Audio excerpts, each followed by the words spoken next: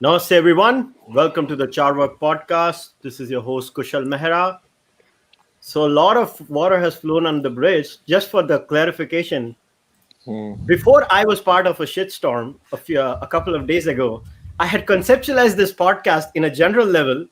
And then obviously, you guys know what has happened in the last 2 days. So, I was like, you know what? I'll add more people to the discussion. So, as you know, today we're going to talk about how do we criticize religion. There are multiple opinions, and I thought let us get a diverse panel because today's panel has we have the authentic scientist in Razib Khan, who can talk about science and rationality from a very authentic perspective. Then you have Waleed with humor, who has been criticizing religion and making people laugh.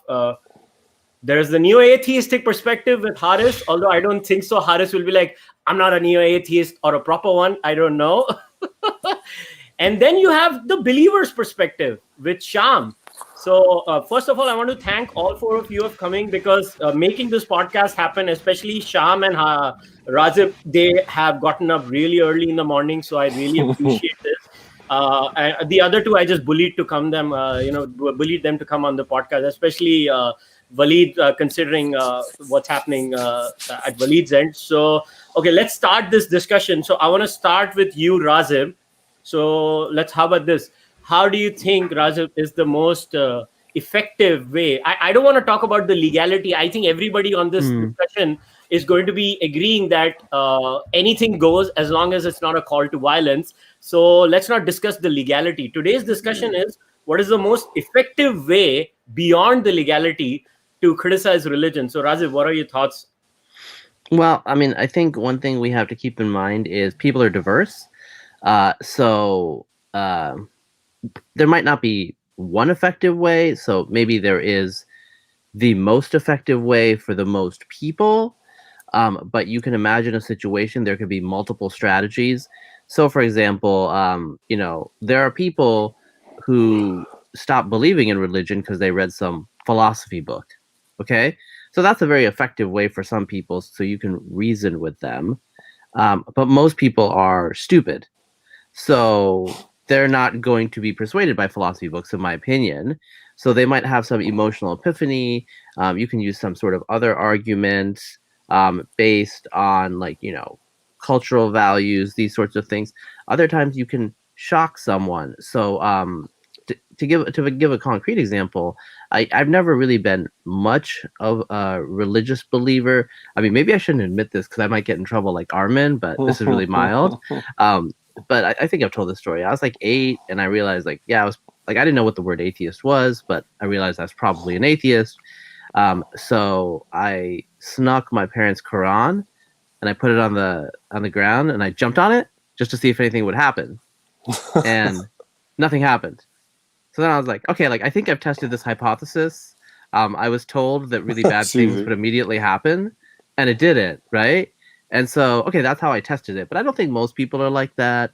A lot of people have different types of reactions. So I know people who stop being religious, whatever religion, because the gay issue, where it's like they're like, well, I mean, my religion says this is bad, but I don't think this is bad. So how do I square the circle? And the way they square the circle is slowly over time. They just kind of stop believing it because they're like, I can't believe in something that says something that conflicts with my deeper values. So they start to realize what their deeper values are. So I think it can be subtle. I think it can be a very personal journey. But so my opinion on Armin, and I haven't kept track of everything because when I first saw the image, the blue image, that's what I'll call it. I was like, I don't see much adult content on my Twitter timeline. So, I mean, that was my first thought. He definitely got my attention, but obviously to be frank, I don't care. I could see what Armin was doing. He has I like him personally, I'll say that. I call him the Ayatollah. I like to joke with him, and I'm a patron of their feed. The thing is, he's a very hyper rational individual. He's at one end of the human spectrum. And I don't think he's going to persuade many people, but he'll get your attention. And so that's where Armin is in kind of the ecology. And if you're an autistic nerd, Armin makes total sense, right? But he's not a typical human being. And so I think the reaction to him, yes, he's blasphemous and offensive, but also the way that that guy thinks, the way Armin thinks, is so atypical that there's going to be a lot of talking past each other. So Armin is like, Armin will be like, well, actually, logically, this is not correct because it says in the Vedas, and like people are like, what are you talking about, dude? I mean, no one reads that crap. You know what I'm saying? Like, speak to my heart. And Armin's like, well, we're not all born with hearts. So, I mean, I think, but he'll do that. Like, he doesn't care. He's like, you keep telling him, Armin, think with your heart. And Armin will, what I've seen is like, he just refuses to. He'll just be like, look at the brain. And so when you look at the conflicts that I see, so like we were talking before we got on about some of my conflicts with Hindu Twitter. Again, it's a value problem. The most amusing thing that happened recently was I'm a geneticist, and so I made a joke about genetic descent and Brahmins. I don't really care if you're a Brahmin. The only reason I care is I'll make fun of you. For various, there's various jokes that I'll do. That's all I really care about. I don't respect that. I don't care. It's not that I disrespect it. I just don't care. I don't believe it matters at all. And so I made a joke. I get up in the morning and all these Hindus are super outraged, but they didn't understand it was a joke. They thought I was dismissing them, and then they thought I was a Muslim who was dismissing their religion and their caste, and they started insulting me about my Islamic faith. And again, we're not talking to each other because I thought the insults were amusing. I actually had to Google a lot of them, but that's a separate issue, So, it's like if Armin had shown that picture and the Hindu happened to be blind, and Armin's like, "Are you offended?" And they'll be like, "Why? I can't see what you're saying." And he's like, "Well, let me describe this for you." It's just like Armin has a particular intent, and some of the people are taking their intent correctly, some of the people are not. But I mean, my quote scientific perspective is different people communicate in different ways, and as long as you understand the context, you can interpret it. As far as whether this is the most potent way to communicate a skepticism of religion, no, but it's the most shocking way, and it'll get the attention of some people. I think, and I told you this, Kushal, I think a lot of the vulgarity on Twitter, a lot of the inappropriate behavior is because there are 12 and 13-year-old boys on Twitter that are LARPing. They have a lot of time. They have no relationship. They got no job. They're probably not going to school now. So why are they being like such, inhuman beasts? They're 12-year-old boys. That's my how about. Do you guys know Ender's Game? Yep. The reason they recruited 12-year-olds is those are the most vicious, amoral human beings. Yep. Like they're going to commit genocide against another species without thinking of it because it's fun, So that's what I would say to that. Yeah, I kind of get. Okay, let's go to Vidu now. So Waleed, you have always used humor to criticize religion. You have probably, in my view, you have the funniest YouTube channel. I just love your content. And now I want to point out a particular one, this latest series that you had started where, there's a Muslim talking about Islamic values. You dress up like a mullah, right? And you talk about Islamic values, and you critique the society in such a way that when I shared a video with my friend, so this is the thing.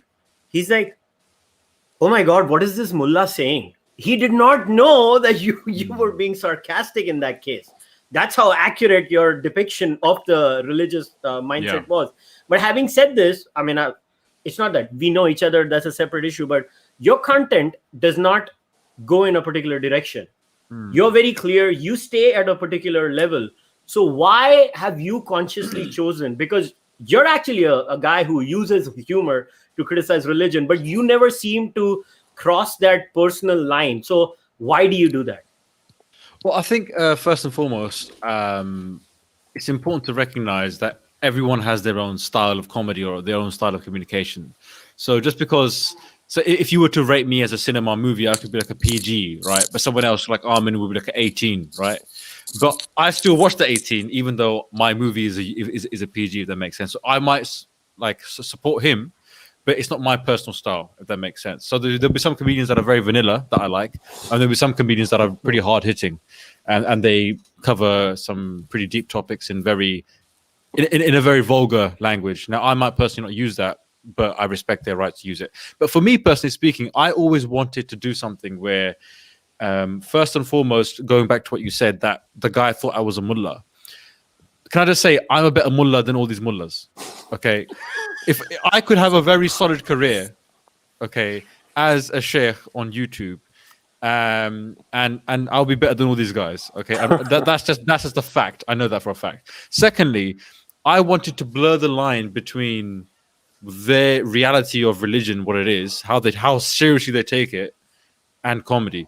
And to blur that line, you don't have to smash it. You just gotta put a chink in it, if that makes sense. You just gotta turn something. So this whole corona thing, I did, this is al-corona, and this is a punishment for Allah, and this is all this kind of. This is what they believe anyway. And so you just go that one step further, and you make a connection where there isn't one. And some people will believe you. Oh yeah, actually, no, that makes sense. But I'm like, bro, I'm just making it up, right? And I was like, that's the whole point. I'm making it up. Try and connect the dots together. This whole thing is made up, right? So that's just my personal style, and that will resonate with some people. And in fact, a lot of I don't know if this is an insult or a compliment, but a lot of Muslims said you're my favorite ex-Muslim. Sorry, you're the least detestable ex-Muslim. I'm like, I don't know if that's a good thing or a bad thing. So, depending on how you want to look at it. But the point is, a lot of people like me, or Muslims like me, but then a lot of Muslims still don't like me. And they think that even my comedy is too much. They think the fact that I'm even imitating a Zakir Naik or any Muslim scholar is too much. So there'll be always, I can't cater for everyone, and no one can cater for everyone. And there'll be always be a number of people that say, no, this is too much. This is too much for me. I can't handle it. I actually got to that point because I actually initially made my comedy with the mindset I want to entertain Muslims as well. I don't want them to feel like, oh man, this guy's just taking the piss. I want them to be on the journey with me. But I think my parents were, and I always thought if my parents were to watch one of my videos, would they feel like, oh, this is just funny, or would they feel like this is too much? And in the beginning, it was funny until they watched the Lion King video. Where I did a movie review, and when I said that the Lion King, and I said that this is the animal azan, and that was was the line for them. That was like, you can't say animal azan because that's like what you're saying that Allah's calling prayer to animals. Like, this is astaghfirullah. But listen, everyone has a line.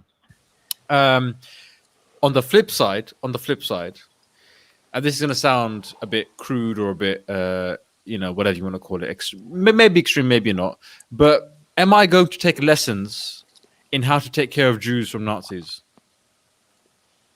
Am I going to take lessons in what the limit of free speech is from people who propagate or defend killing people for cartoons? Am I going to take lessons in what the rights of a woman should be in people who think they should be covered up in burqas? Right? So at the same time, as much as I'm saying, my personal brand is I want Muslims to enjoy. But at the same time, I recognize that deep in the core of this ideology, if it were up to them, they wouldn't have me in the first place. Deep in the core of the ideology, if it were up to them, video vids would not exist. Yeah. Forget about Amin Navabi and all these guys that are, putting nude pictures up or whatever you want to call it. They wouldn't have me in the equation either. Video vids exist in the UK, not in Pakistan or India or Saudi Arabia or Egypt.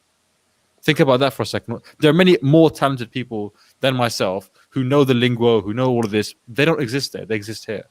So at the same time, I from a strategic level, my personal brand, I want them to enjoy. On the other front, you have someone like an Armin who's holding the front and pushing the boundary, because he's like, don't get to determine where the line is, because if it were up to you, we wouldn't exist in the first place. Yeah. So that's what I would say. Yeah, all right. So let's go to Haris now. So Haris, you and I have had, I don't know, since the day we've been friends now, we've had our discussions about, what is the effective way of critiquing religion. Now, I know you've told me many times, I would not do this, I would not do that. And, we've had this debate on WhatsApp many times, but again, I'm going to state this with you, and I'll ask you this question again. It's not about what should be legal, Haris.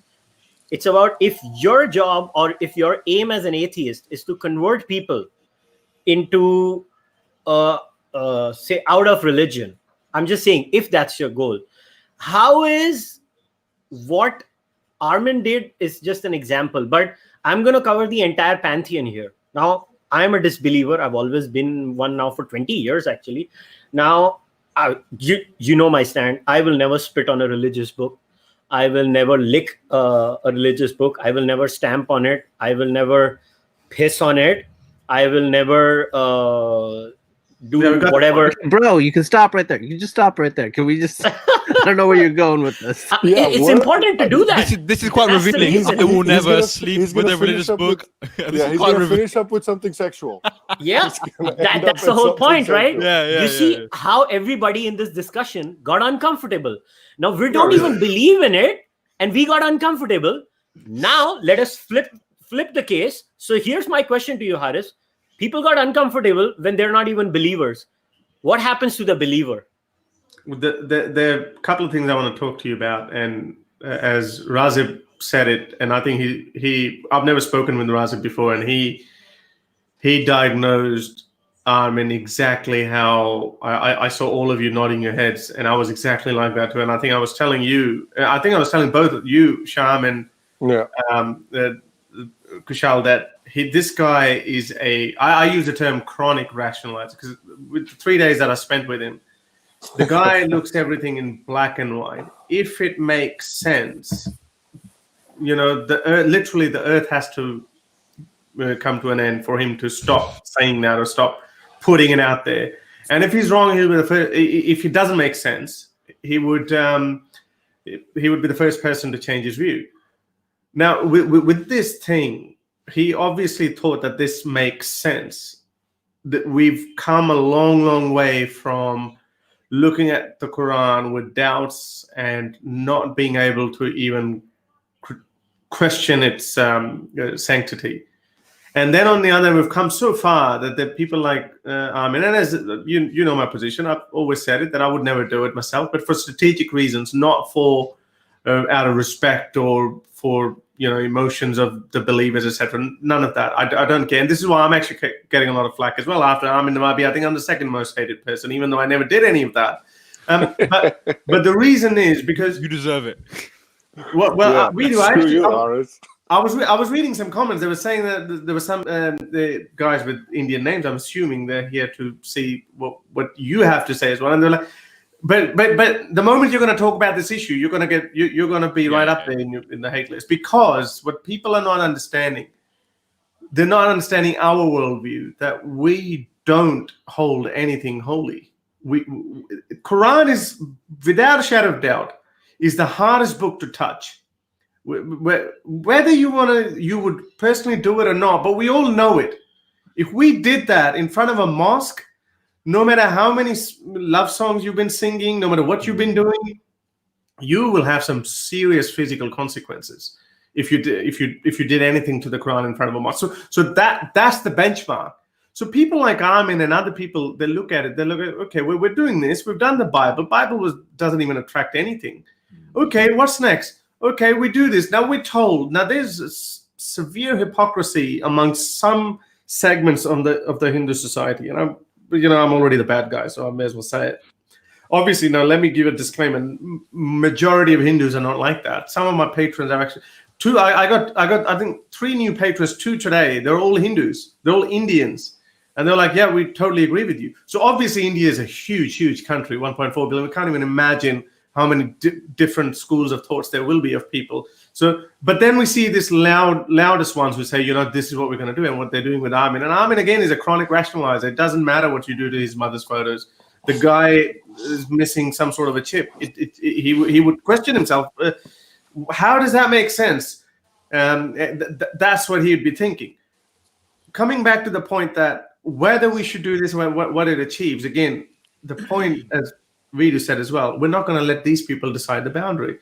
Some people today, I was having this joint stream with Armin Nawabi, and over and over again, people were saying, yeah, well, we have no problem with you criticizing Hinduism, but just don't sexualize Kalima.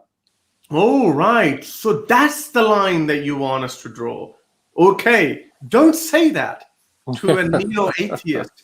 Don't give him that. For a very long time, I didn't know that there is a line in Hinduism either, because I'm seeing these Bollywood movies where they're destroying Hinduism. I'm seeing these temples, this artwork inside temples, highly sexualized. I'm thinking these guys don't care about anything. These are the most chilled people on earth.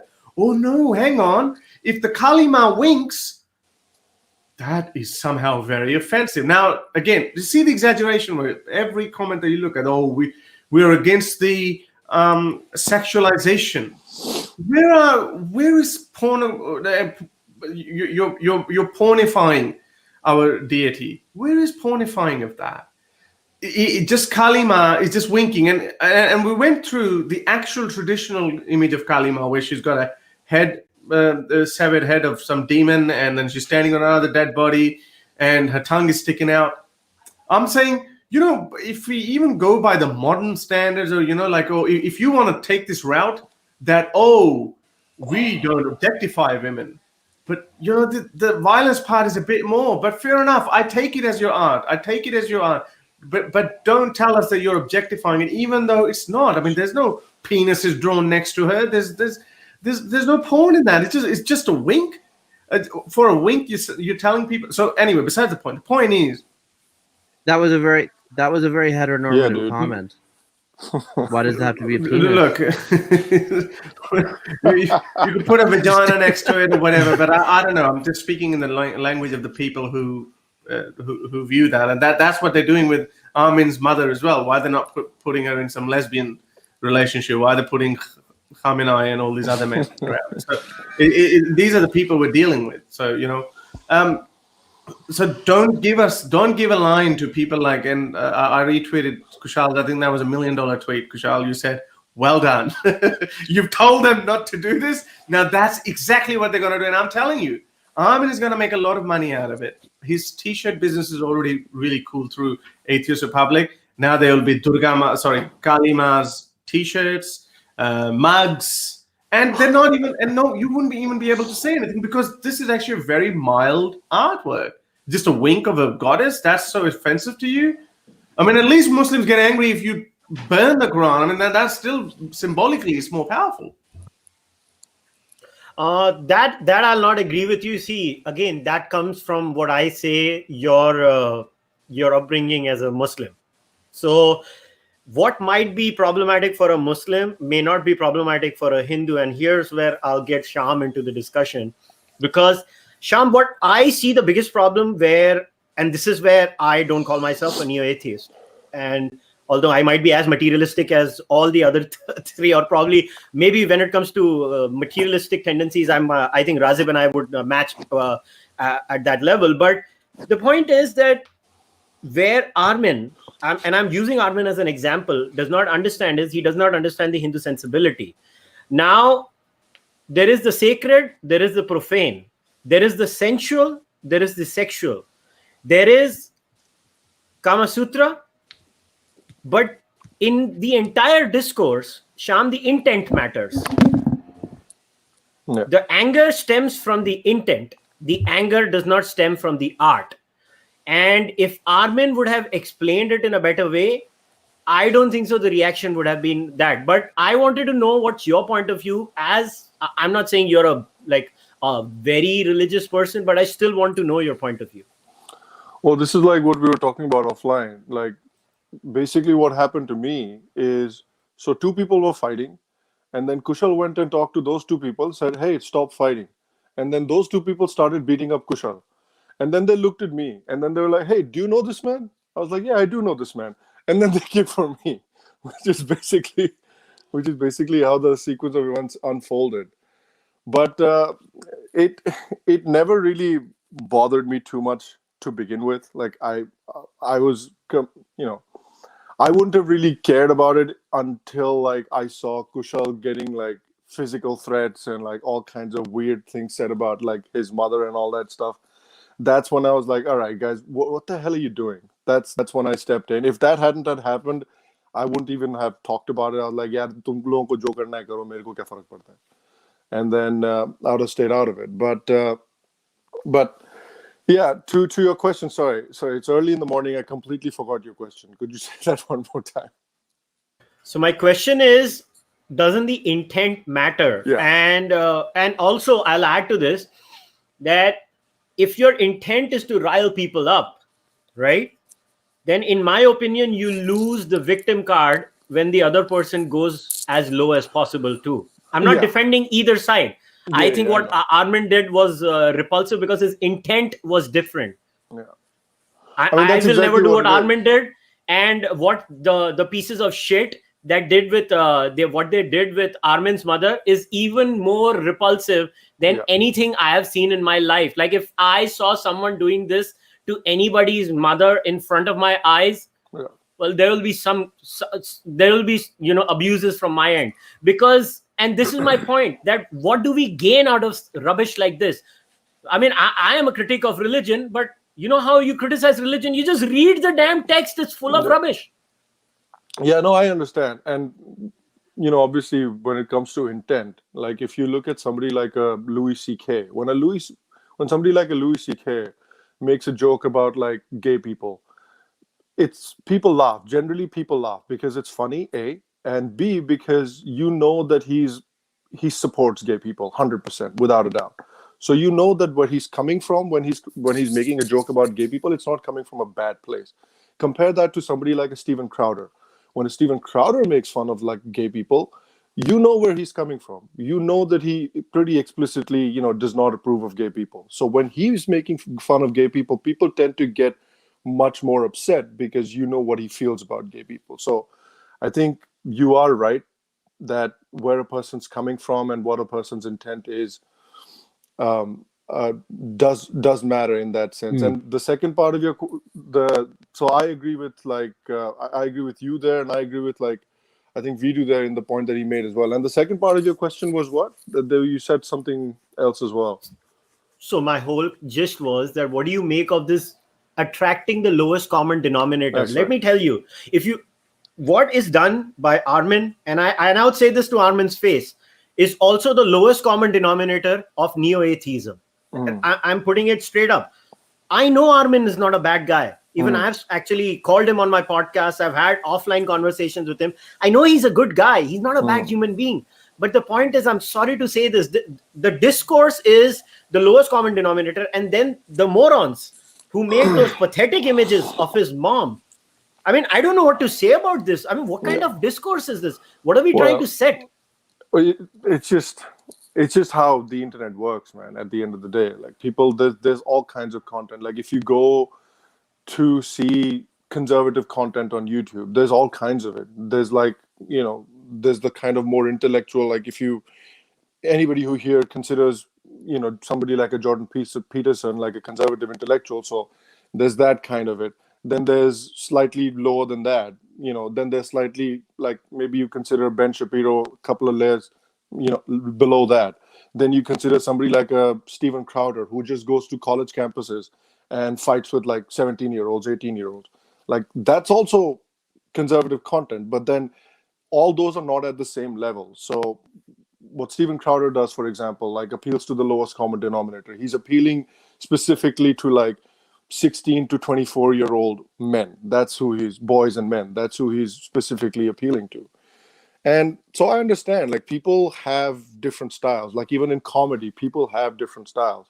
You have somebody like a Jim Gaffigan who's much more sort of wholesome as compared to somebody like a Sam Kinison who's like completely on the other side of the aisle.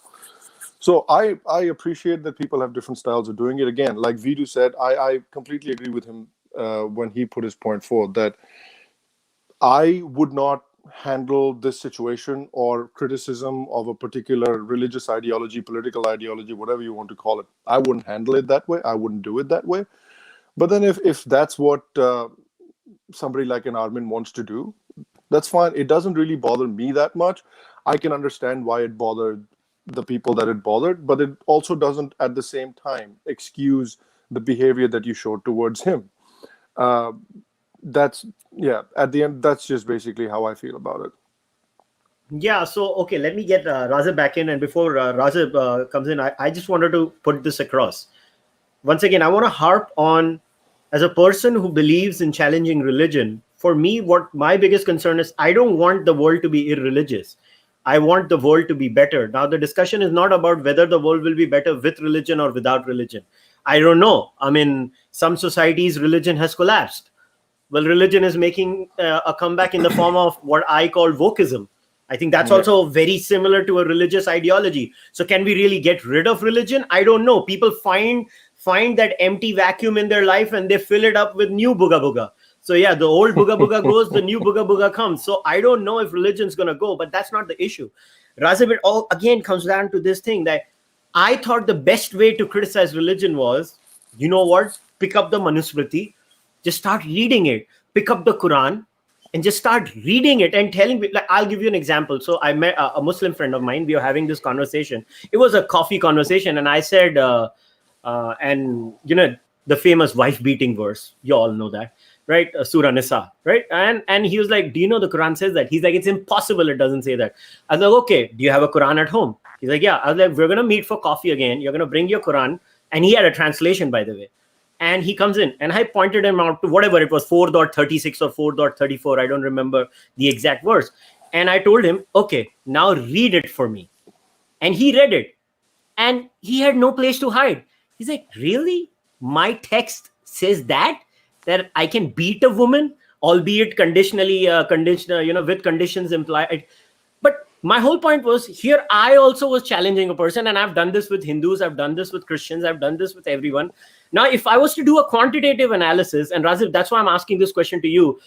I mean, if I was to do a data analysis, or I would put it in a simulation, do you really think telling people that, you know, oh, look, I just spat on your book, or I just think your goddess is this, I'll break your idol, is this really going to convert them out of their faith? I mean, if that's the aim, what is the atheist's aim? Is the atheist's aim spreading rationality, or is the atheist's aim creating shock and awe and making money on Patreon? What is the atheistic aim?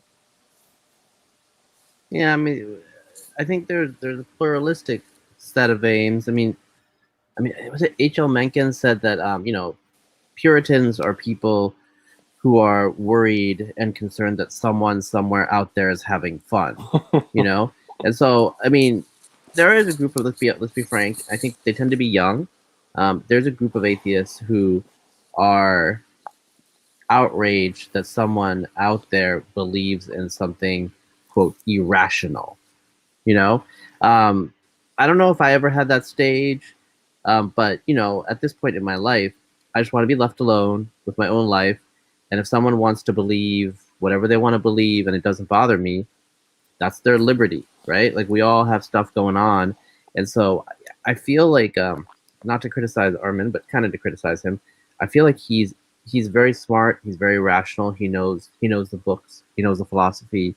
But he ends up engaging with a teen level of discourse. So people who haven't had a full life yet, they're not married, they don't have children, and, you know, their concerns are these abstract, you know, symbols, semiotics, whatever, like these signs, and they're obsessed with this because, you know, they're not invested in the world, in the society. It's a very detached argument. I think one thing that I do also want to say is, again, going back to pluralism, cultural context matters. Something that might be shocking in one context from one person is not at all. So sometimes you see something, and so, for example, I might say something like, you know, to go back to what we were saying earlier, people don't know who I am. So they see my name and they think that I'm criticizing Hinduism because I'm a Muslim, if I do, or if they think I am. So, like, you know, if I say something like earlier, like, you know, if I say something about Brahmins, they're like, oh, you're doing it because you're a Muslim and blah, blah, blah. You believe in all these barbaric things. And, you know, they're like, go back to Pakistan and all this stuff. And I was just like, okay, should I actually respond that, one, I'm not Pakistani, you know, despite the last name, and then, you know, it's like, do I have to go through these steps, you know? And so when I was on like a blog for like Indian Americans, like 15 years ago, I used to be a regular commenter. I actually added atheist to my name because people would routinely respond to me as if I was Muslim. And so I just like put that in there because I'm not going to change my name, but I just add that information. So the context of what you're intending, who you are, matters a lot. So we all know Armin here. We kind of know that he's a good, weird guy. Yeah. Okay? But most people, they don't know who he is. Most of these people, and like I said, I mean, you were asking, we're all wondering, who are these people? If we could know, I mean, they're probably some 13-year-old boy, who's learned some edgy things on the internet. And yes, they speak English with some level of fluency, but as you know, Indian culture is very different. There's a whole different context to everything. And, they see Armin Navabi, the Ayatollah, doing this, and they think it's coming from, they don't know he has no heart. They don't know that shooting him in the chest has no effect on him. That he's just going to keep coming, Like he's relentless. And it's like, I think of Armin as a force of nature, right? He's operating according to certain principles, to certain axioms, and he's following the propositions out to their logical conclusion. And, you're just like, dude, chocolate or vanilla, just pick one. I don't really want to know the reasons, but Armin will be like, well, you see, logically, the vanilla is just, but I mean, this is what I think when I see his podcast with Ali, I tend to agree, I think, more politically with Armin, but I'm like, but Ali's the human there, I'm just like, dude, Armin, just step back and talk like a human being and not like a very sophisticated artificial intelligence. And so, we're observing this natural phenomenon of an artificial intelligence breaking a human mob, because what they did to him was so extremely vulgar, but it hurts them more than it hurts him. That's the irony, because I don't really want to talk about what it doesn't hurt him. Yeah, it doesn't. That's not there in the Navabi. Okay, the Navabi version, the Navabi prototype lacks the module,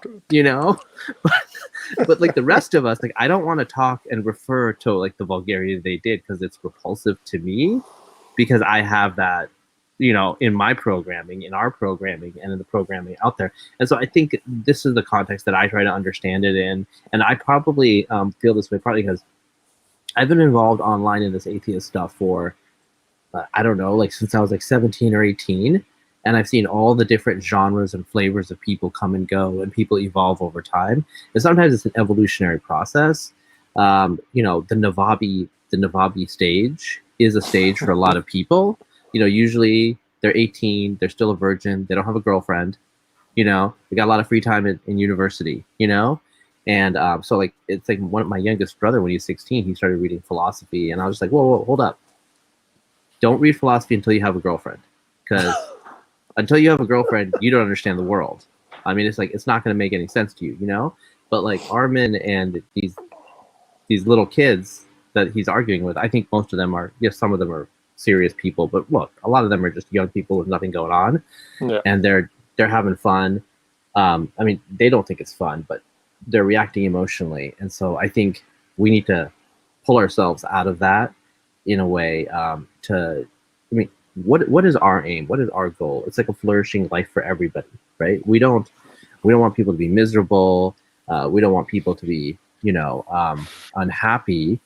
And so I think Armin is doing what he's doing because he thinks religion is the root of all evil. No, I don't actually think that's true. I do think, Raziv, though, I do think like some people, the kind of demographic that you're talking about, a part of that demographic, if not all of them, then a significant part of that demographic wants to be on these platforms, wants to be on YouTube, wants to be on Twitter, to like just, it's a game, to be, not to be miserable per se, but to feel those feelings. Like, I want to find someone that said something that I don't like, and be then alive. Flood them with those Kekistan memes. Like, that's what I want to do. Like, I see on YouTube, like under my videos, you have hundreds and hundreds of comments. A lot of them are very reasonable comments, but then there's also a lot of comments that are just there for the keks. That's all they want to do on social media. So that's just a part of why they're there, is to get into these tiffs with people. We're all, let me just say, we're all guys here. So, If we were women, I'm assuming, I don't really know, like we'd probably get weird dick pics or something. Why do people do that? Yeah. You know, I mean, I don't really, I've never done it myself, but there's like all these guys that do that. Like, why do they do that? It's like the scorpion and the frog. It's their nature. They're Yep. gonna send their little wiener pics. They're just gonna do it. You know. Sorry, can I just jump in? Because I think I've got to disagree with some of the stuff Razib said here, and because actually I want to take it back to what he did when he was a kid, which when he jumped on the Quran, you did a test because you said if you do this, something's bad is going to happen, right? And you found out actually that's not the case. When I was young, I had something similar. So I was reading the Quran, and they said if you read the Quran the wrong way, in the sense if you accidentally miss a line and you jumble the verses or whatever it is, then something bad will happen. I did something similar, nothing happened. Harris can talk more about this, but in Pakistan, I think it was last year or year before, I can't remember, there was a controversy because on some government papers they didn't put or they didn't put the Shahada or some sort of religious text that they always put on official papers. All the mullahs came out, they blocked the whole of Pakistan, it came to a standstill. So when it comes to these things that are superficial, perfunctory, don't say this word, don't write this image, put this, we can say, oh, it's just kind of stupid to engage with it because Armin, he's like, why is he going for the lowest hanging fruit or the lowest denominator? But this exists in the real world where people actually place that level of importance on a cartoon, or this word shouldn't be here, or that word shouldn't be here. If you step into the mosque like this, or if you step in the mosque like that, if those things didn't exist, then I'll be like, okay, Armin, you're wasting time because no one actually believes in this stuff. He's not making fun of Zeus because no one believes in Zeus, right? But Allah and the Hindu deities and Yahweh or whoever, people believe in this stuff real, and they still place that level of importance. It's like, for example, in Harry Potter, don't say Voldemort, say the one who cannot be named.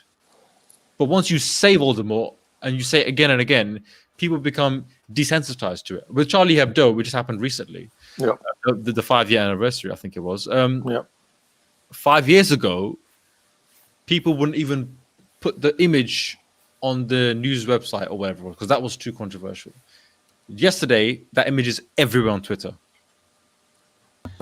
And also tell your story, because Kushal asked, what does it achieve? Because you said, I remember you saying it so many times before as well, that when that Charlie Hebdo last time happened in 2015, you were a Muslim at that point. Yeah, I was Muslim. And when you asked Muslims, and when they said, yeah, it shouldn't have happened, and that's where you started changing as well. Yeah, and this is the thing, because I remember when Charlie Hebdo happened, I was a Muslim, and it was all the same. When you were Muslim back in those days, especially even now, but or not now because I'm not Muslim, but it was like some terrorist attack happened, some Muslim killed someone.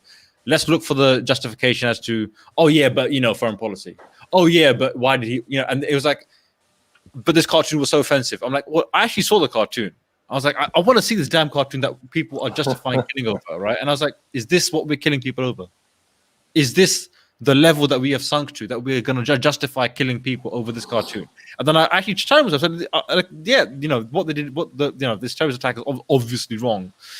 And they're like, yeah, it is wrong. But, they did draw a cartoon, and, that it was kind of offensive, and, playing on the sensibilities, as Kushal said, of Indian sensibilities. He was playing on sensibilities of Muslims. So I was like, this is not an argument. There should be. Then I thought, is there a cartoon that is so offensive that I can justify killing someone over? Even if it's my mom in a sexual with my dad, like, I can think of the most grotesque thing. I might be angry. I might want to punch the guy in the face. I don't want to think that this guy's an absolute idiot. But does it mean that I should kill someone? And then I thought, there isn't a cartoon that exists that I would kill someone over. And this Muslim apologetics that I was getting, but they should know, but Holocaust now. I'm like, hang on a second. And this is what one of my family relatives was saying. Oh, but in Holocaust now. I'm like, you can deny the Holocaust in every Muslim country on the planet. Can I draw the cartoon of the Prophet in any Muslim? No, you can't. Okay, so it's not about Holocaust now. Okay, it's not about Holocaust, because you can deny that openly in Iran, Pakistan, Saudi. No one's gonna say anything to you. Okay, so this Voldemort effect, okay, that he's trying to undo. Don't say this. Don't draw that. We can listen. All of us guys here. I mean, I know at the beginning you said we're all diverse, but actually, truly, we're not. Firstly, we're all brown. Number one, right? Excuse We're the me, black. sir. I don't identify Yeah. as brown. Oh, okay. Please don't misrace Yeah. me. I Okay. identify as Problematic. caramel, sir. It's caramel. Well, I'm salted caramel. Actually, no, I'm vanilla. Vanilla, there you go.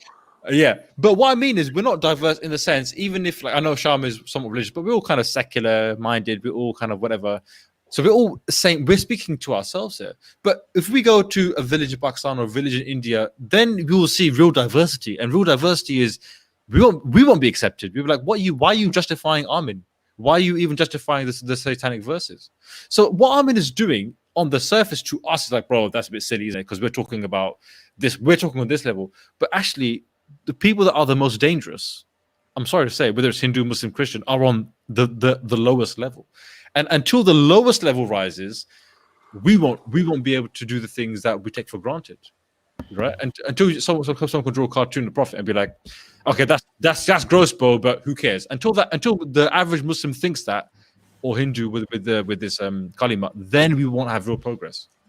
And I just want to add a point, and I want to get Haris in over here. The funny part of this entire thing is, and Sham will back me up on this one, I have seen worse photos of Hindu gods in India done by Indian political outfits. I don't know how many people know the Periyarists in southern India.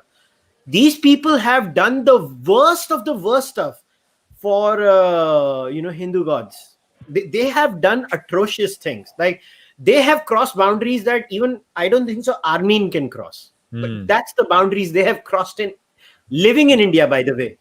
A lot of these, there's a couple of like stand-up comedians. One of those ladies I remember was trying to make some kind of a funny thing about Cārvāka, and she said like a bunch of like crazy shit about like Cārvāka, all kinds of like weird names, and yeah. So I mean, I feel like Indians in India have done more shit to it than like anybody from outside. Yeah, so I want to get Haris over here is because this is what I'm trying to say. Look, I totally get it. So you remember, Haris, you and I were having this conversation where you told me, but that God is not real, right? You remember you told me that God is just a fictitious character. I'm going to try to put the religious person's case because that's my job, right? I'm hosting this discussion. I have to put the religious person's case to the best of my ability. You should move yourself in the middle, right where Sham is. Now you can actually do that on StreamYard. I don't know. Oh, I like being here. Dragon Drop.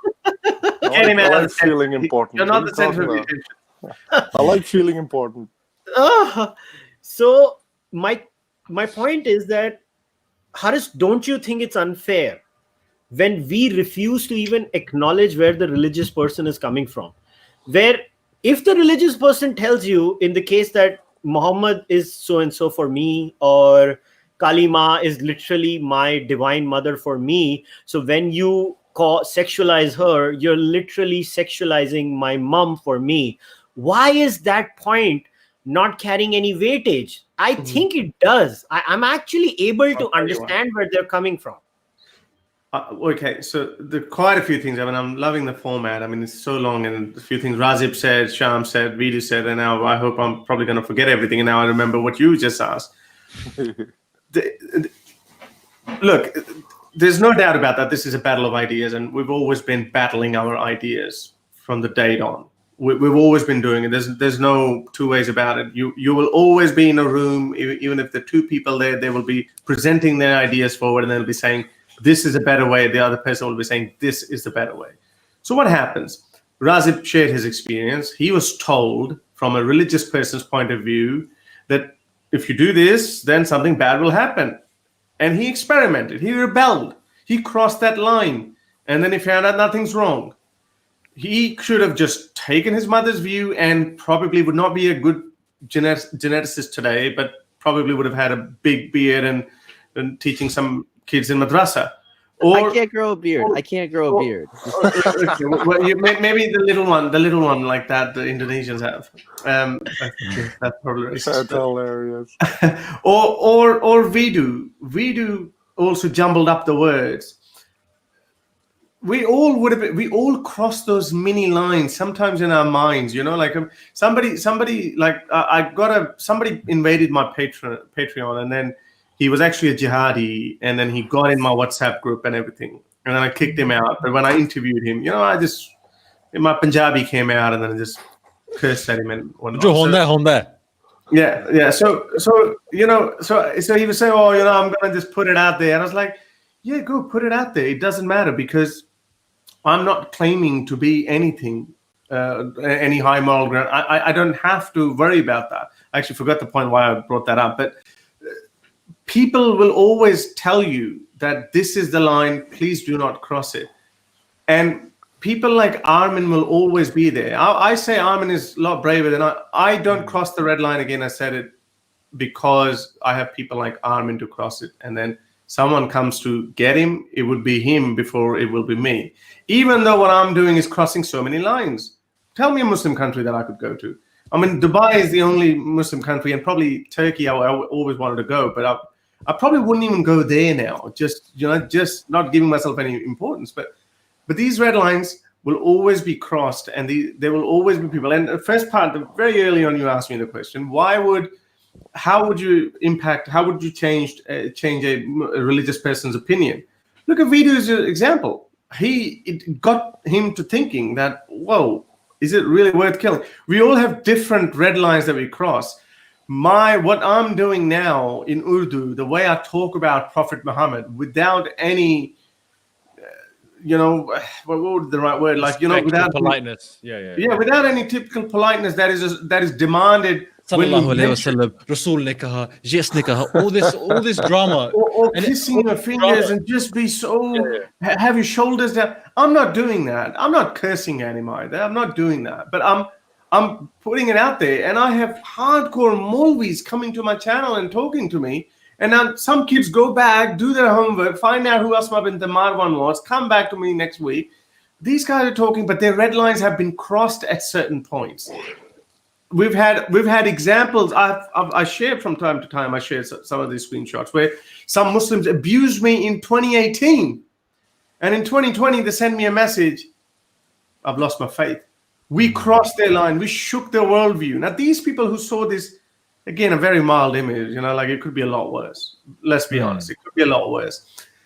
A lot of people will be offended. I don't know. 1 million people would have seen that. I'm 100%, and so a lot of people have actually come out in Armin's support as well. They're saying, yeah, well, what's the big deal? Okay, maybe that was their worldview already to begin with. But maybe 100,000 people out of that, or maybe 50,000 people out of that would say, yeah, we can make fun of, we demand make fun of. How many Hindus would like it? Charlie Hebdo. Yes. How many people are retweeting? I actually saw some people sent me some tweets of some of these bots who are just saying, attacking Armin, but when you go in the Twitter profile, you have a look, they're praising Charlie Hebdo and all that. We know that's, and we can't, it's very hard to just say, okay, all the people who are criticizing, they're hypocrites. It's very hard. We don't have any data to say that. But we know that this is human nature, that when it's done to others, we enjoy. But Armin has to be consistent. We have to be consistent. We can't just victimize as one group. We have a position, we have a worldview, and we genuinely believe. And you ask them, what is the goal of atheism? It's they're multifaceted goals. We want to normalize apostasy in the Muslim world. We want to normalize blasphemy as well. And then yes, we want other people to be atheists. But yes, we would want other people to be less radical Muslims or less radical. I mean, I talk about on my channel, a lot of Hindus come to my channel. And I regularly diss astrology. People get upset on that as well. I diss these different atmas. People get upset on that too. So the red lines for everyone. So that's why when you say that, that's the Indian Hindu sensibilities. We're doing the same thing with Muslim sensibilities. The very last point I want to finish up. I actually didn't know Sham is classified as a believer. You know why? And how many times I've known Sham for over a year, and we've spoken a few times. I know he gets accused of being a right-winger, which I never found him to be. But the reason why I never noticed that, because I never noticed any dogma or any red line from him. When the first time when the Durga Ma thing happened with me accidentally, because I genuinely didn't know, that this would cause so much problem. And then after that, I never did anything with that sort. Even now, I didn't retweet. I haven't consciously retweeted Armin's photo, but I've tweeted other references to Kalima, not in that sense. But that's the reason. So we don't have any problem with that. So, red lines are the ones that need to be red. As Armin says, red lines turn into walls, and then, walls just separate us. So these walls have to be brought down. These red lines have to be crossed. Unless we just expand on these boundaries, it gives us more room for other people to play in. All right. I hear the expansion argument. I know the moral arch keeps expanding, but here's my counter argument. We know the N-word is part of free speech, right? All of us know the N-word is part of free speech. None of us will use that because we know it is. It leads to victimization. It leads to victimization of. All right, I'll give you an example. I'll give you an example. See, this is where this time I was disappointed with Armin. You shared the image of Durga, that I don't find problematic. I'll tell you where Armin made a mistake.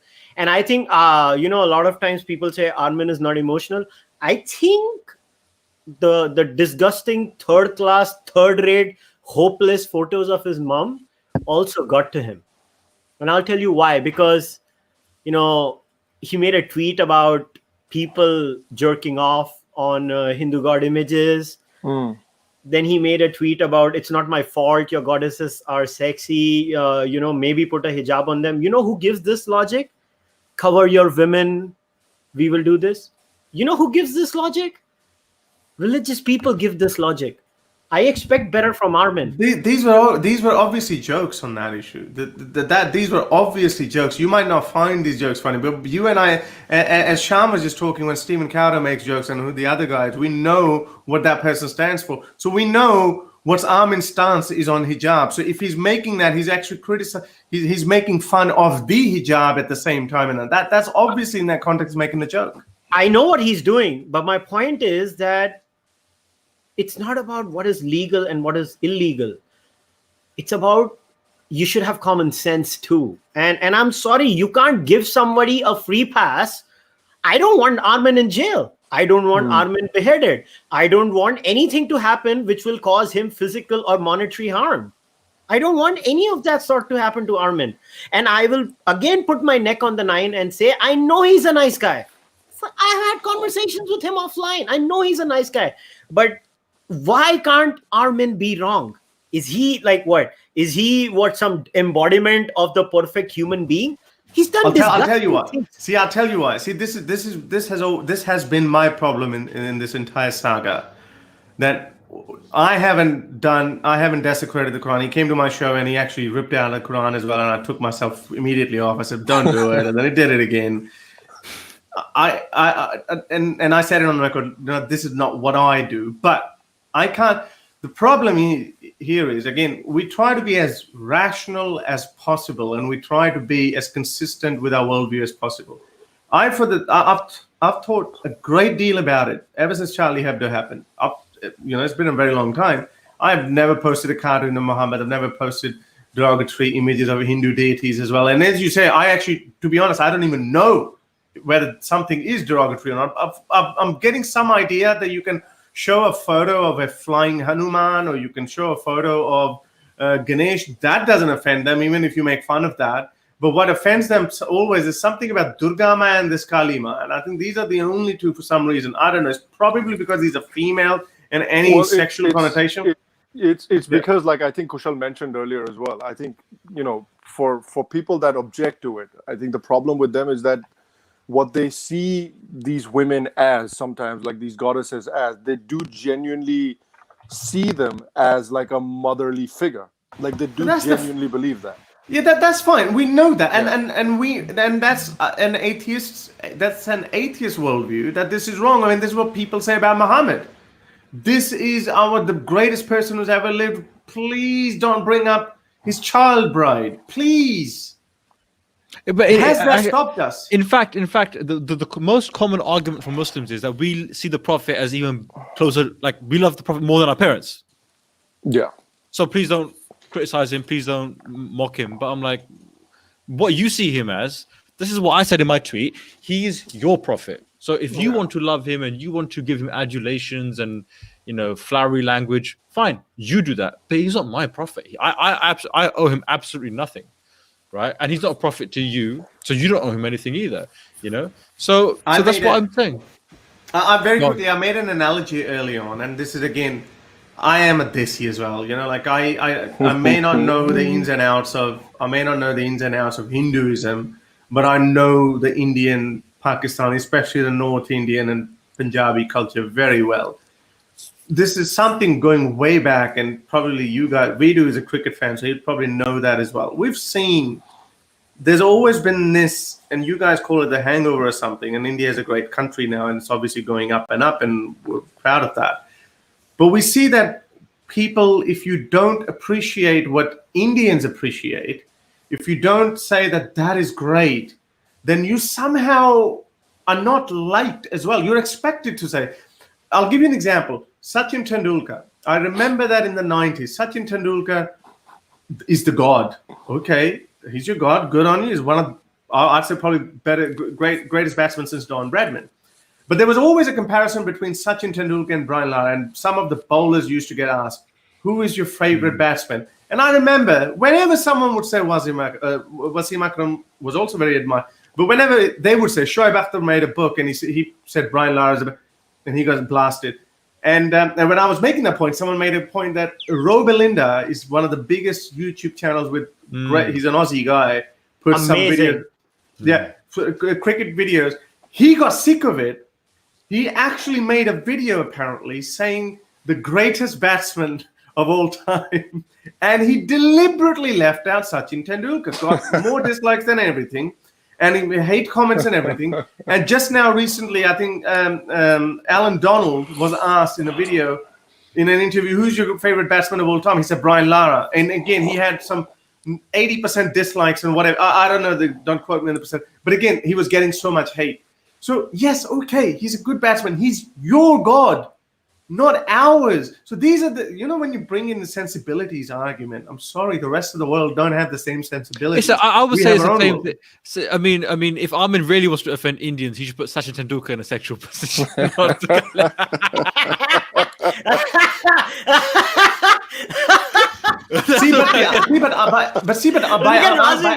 just want to make this point. Rajan is like, what are you all talking about? But by Armin's logic, Armin would actually never do that with Sachin Tendulkar, because he knows, he believes that Sachin is a real person. There's no point in harming the real person. So see, Armin is as I said, chronic rationalist. If it doesn't make sense to him, he wouldn't do it. And as you said, from a religious person's point of view, this is their mother. But Armin is like, here he is, scratching his head. He's thinking, but how can she be their mother? But why do these people think that? You know, that's what Armin is thinking, and that's what he's going, and he can't go past that. That's my whole point, and I want to bring Raziv in here. So, Raziv, isn't that the whole point? That then, if you're not considerate, you're not really helping atheism. If you're not considerate at a strategic level, that's what I'm talking about. It doesn't make any strategic sense. Well, I mean, so one thing I would say is one of the problems with the internet is there are different rooms, and then all the rooms are the same room. So, like, if I was over at your house, I would behave in a certain way that's based probably on what I expect to be your norms and your rules. So, like, you know, if I go over to, like, if I'm at my parents' house, this is true, I would not have a beer because they don't drink, okay? I'm not much of a drinker anyway, but I'd just be like, okay, it's their values, their views. I'm in their house, okay? But if I'm my house and my parents are over, I'm not going to let them be like, you can't give your daughter bacon, you know? She doesn't like bacon anyway. She's a vegetarian now. But in any case, that's happened. And my mom's like, oh, I don't like bacon, and that's not Muslim. And I'm like, well, this is my house, okay?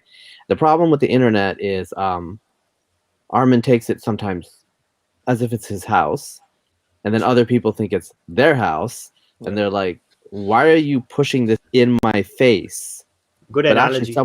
but someone just retweeted it into your time. So I only know about it because of retweets into my timeline. Yep. Okay.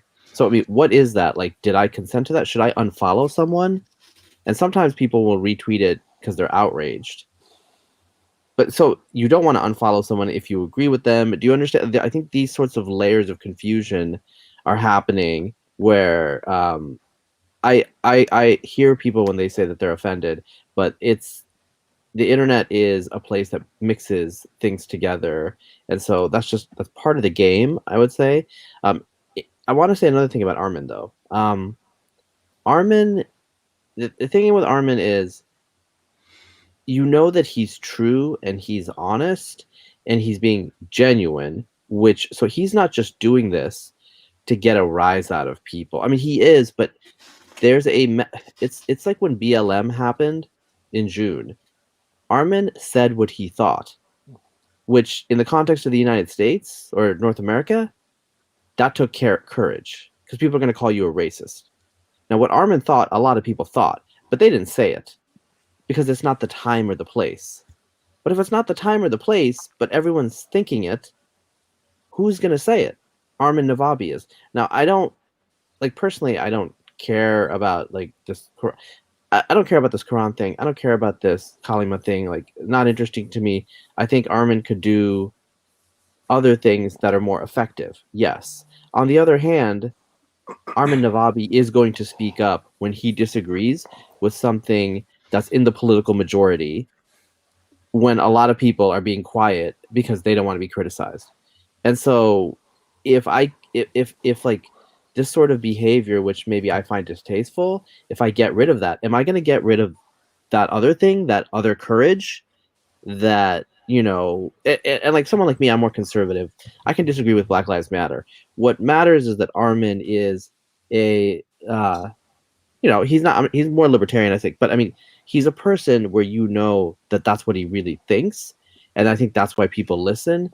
And so I don't know. I think part of it is he's his own particular type of person. He's a particular archetype.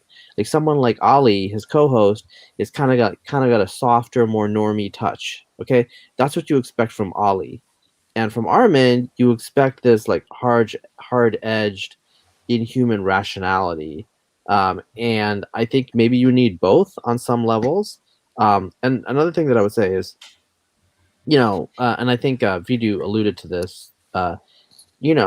Because there's an Armin Navabi, there doesn't have to be other people.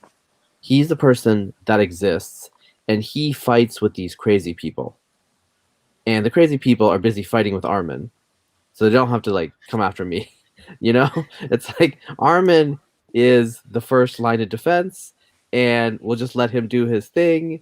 Like he's the crazy man who's fighting with the other crazy people.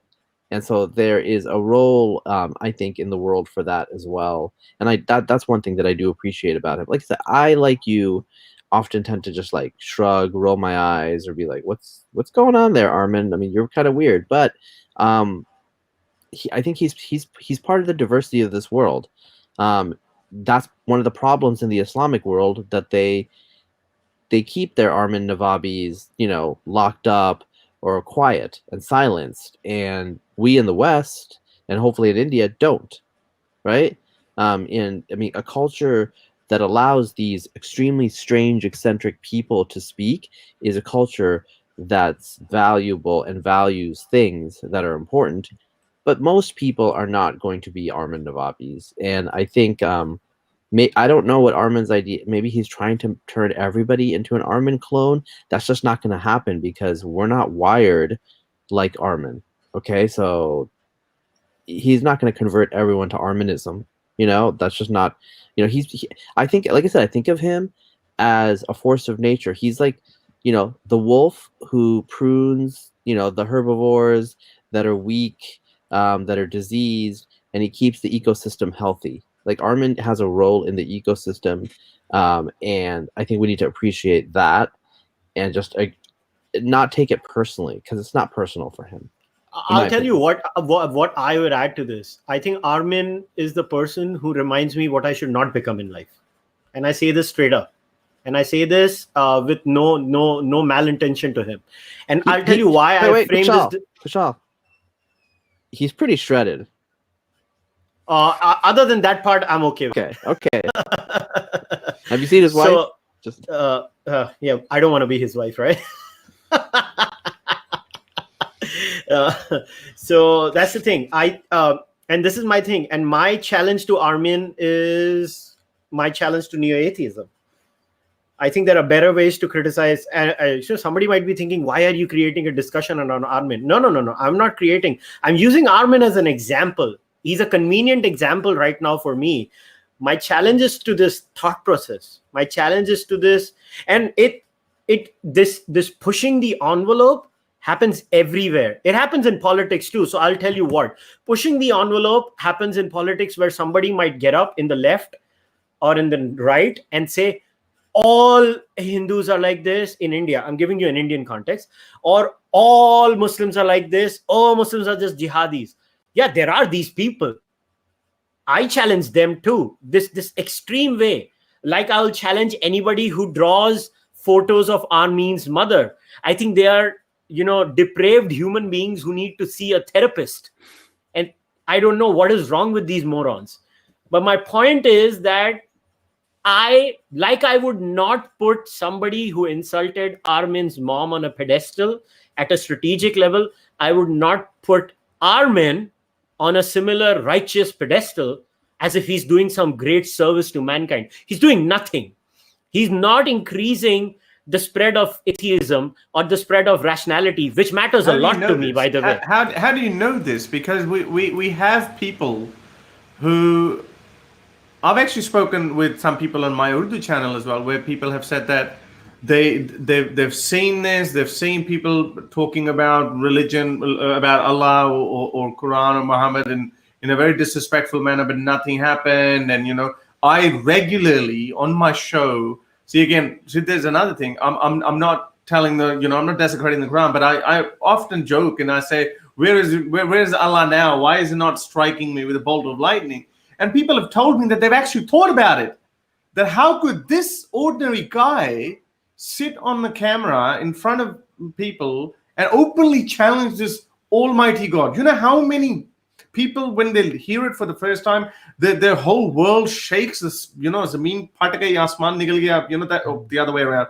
That kind of thing happens with these people, but they're looking at it, and there's always something happening. So I don't know. I think that's very unfair of you to say that it's not achieving anything.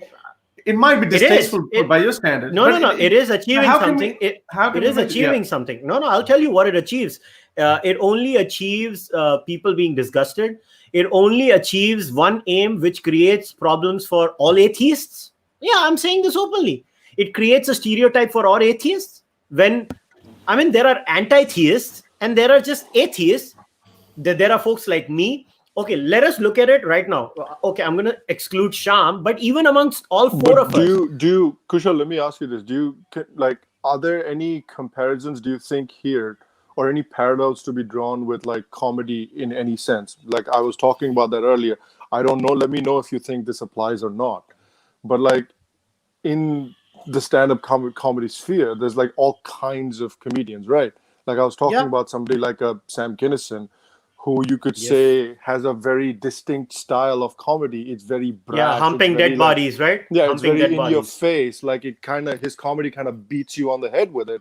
And it's not for a lot of people. Honestly, it's really not for a lot of people. But some people really enjoy it. Some people really think that it does push a couple of boundaries of comedy that if Sam Kinison did not push it, then maybe they don't get pushed. And maybe we don't go into that area of comedy. And then there's also like I said, comedy like a Louis C.K. who's kind of more in the middle, and then you have comedy of a Jim Gaffigan who's kind of who's very well-rounded, very wholesome kind of content. So don't you think I understand your point that what Armin does often can be counterproductive and often can be not productive at all, like you said, but it's fine. It's fine if there's space for it. It's fine if you want to have a look at one thing. Just very, very quickly, sorry, Kushal, I'll add to that. One more point. As we said that, Armin, those photos are actually not hurting him because you know what? He was retweeting them. If someone had done that to my mother, I would have just reported it, ignored it, blocked that person. I would not want to give that person another, 1,000 views because Armin has a big Twitter account, I would not have done that. But he's like using that. He's not using it for oh, look, poor me either. He's, you said you can't cry victim. He's not even crying victim at all. He's actually rationally, he's using that. Oh, look, that's the reaction you get. Or that's not that. He wasn't getting. Now, going back to that. So ever since he did that, how many media outlets have covered him? India Today, Daily Siyasat or something, India.com, so many. I think there are a couple of really big ones as well. I think OP hasn't done it. See, OP, how funny is that? OP is the one that gave him 1,500 Twitter followers within a day. He showed me. He said how he gained 1,500 Twitter followers because OP wrote a story on him when he desecrated the Quran and started desecrate the Quran hashtag. So he got 1,500 new Twitter followers within a day. And then he did this, and OP is silent about it. I think that's what. So look, atheism was trending. Armin Nawabi was trending. Armin genuinely believes it's his duty as an atheist to push these ideas out as much as you can, and then then let the nature take its course. I have no issues with what Armin does. I believe I should challenge him. I believe nobody challenges him. And because of Armin Nawabi, I believe the entire disbeliever movement, because it is a movement, gets affected. It gets affected. My problem is where I have skin in the game too. And when I see, so to take Sham's question forward, yes, Sam Kinison was there. Sham, how long did he last? 2 years, 3 years, people got bored of his comedy.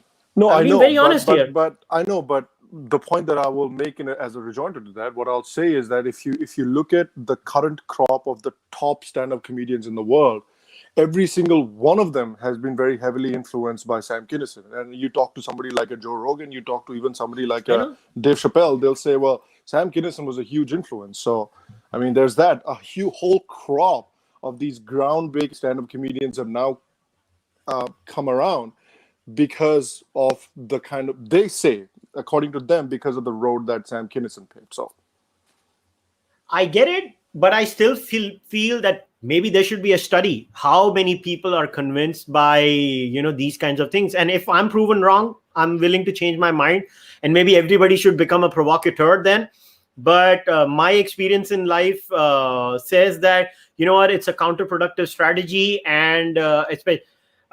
And also, let me tell you one thing very clearly, that there was this attempt, and I'll say this on the record, to maybe compare Islamists to these jackasses who are Hindus on Twitter. First of all, you can call them stupid, you can call them disgraceful, you can call them many things, but they're not Islamists. I'm sorry, I will never accept that, because I was literally looking at each and every handle, going there and analyzing what they are who are doing these nasty things to Armin.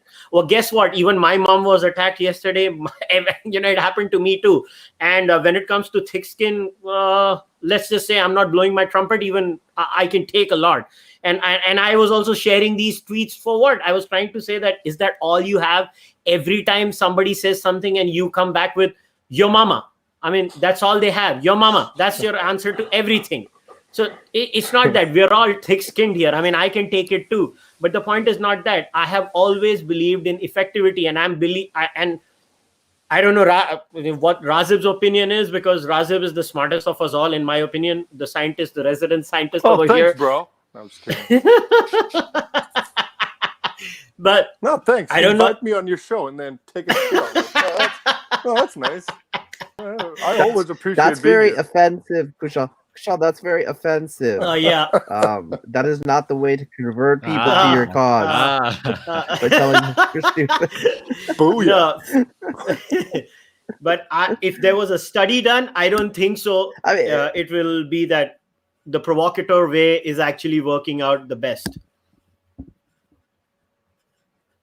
So, but again, so for example, I'm not at the stage in life where I care to convert people. I just want to be left alone, But if you want to convert someone to, say, a secular lifestyle, to not, be haunted by these gods or whatever, one strategy is to model, using religious language, a righteous life. Like you're a normal person who has a normal life, who takes care of their family. You're not, I don't know, doing orgies. That Not would be a hating on the very good orgy way lovers, to bring people but you know to what a I'm saying? cause. So we I mean, have you're just- orgies. Yeah, no. No, but when you Not- add an not- element not of wife after you swapping die. in that, then no. Swingers, Not swingers, after you no, die. no, no. Yeah, not after you die, but Yeah, see that. Yeah, but now. Okay, I don't want to fork the discussion. We don't want to fork the discussion to that's group what's going to chats, happen okay? after we go It's offline, like- right? So Get it's not. different types of- So That's why it's I'm not here, an right? Islamic afterlife chat. Oh, wait, are you guys my virgins? Yeah, none of those, Is this what I get? dude. Okay, Yeah, congratulations. that's Armin. Welcome to heaven, But bro. no, but all I'm trying to get at there is like you can model that you're just a normal person, and if you don't believe in God, that doesn't mean that like you're this weirdo, you know. So that's one way, and I think yes, quantitatively, that's probably going to be a more effective way to spread a secular lifestyle, whatever you want to define that as, among the normies. But Armin is so here in the United States, there's a thing where there's a certain type of preacher who stands on the street corner and tells everyone they're going to hell.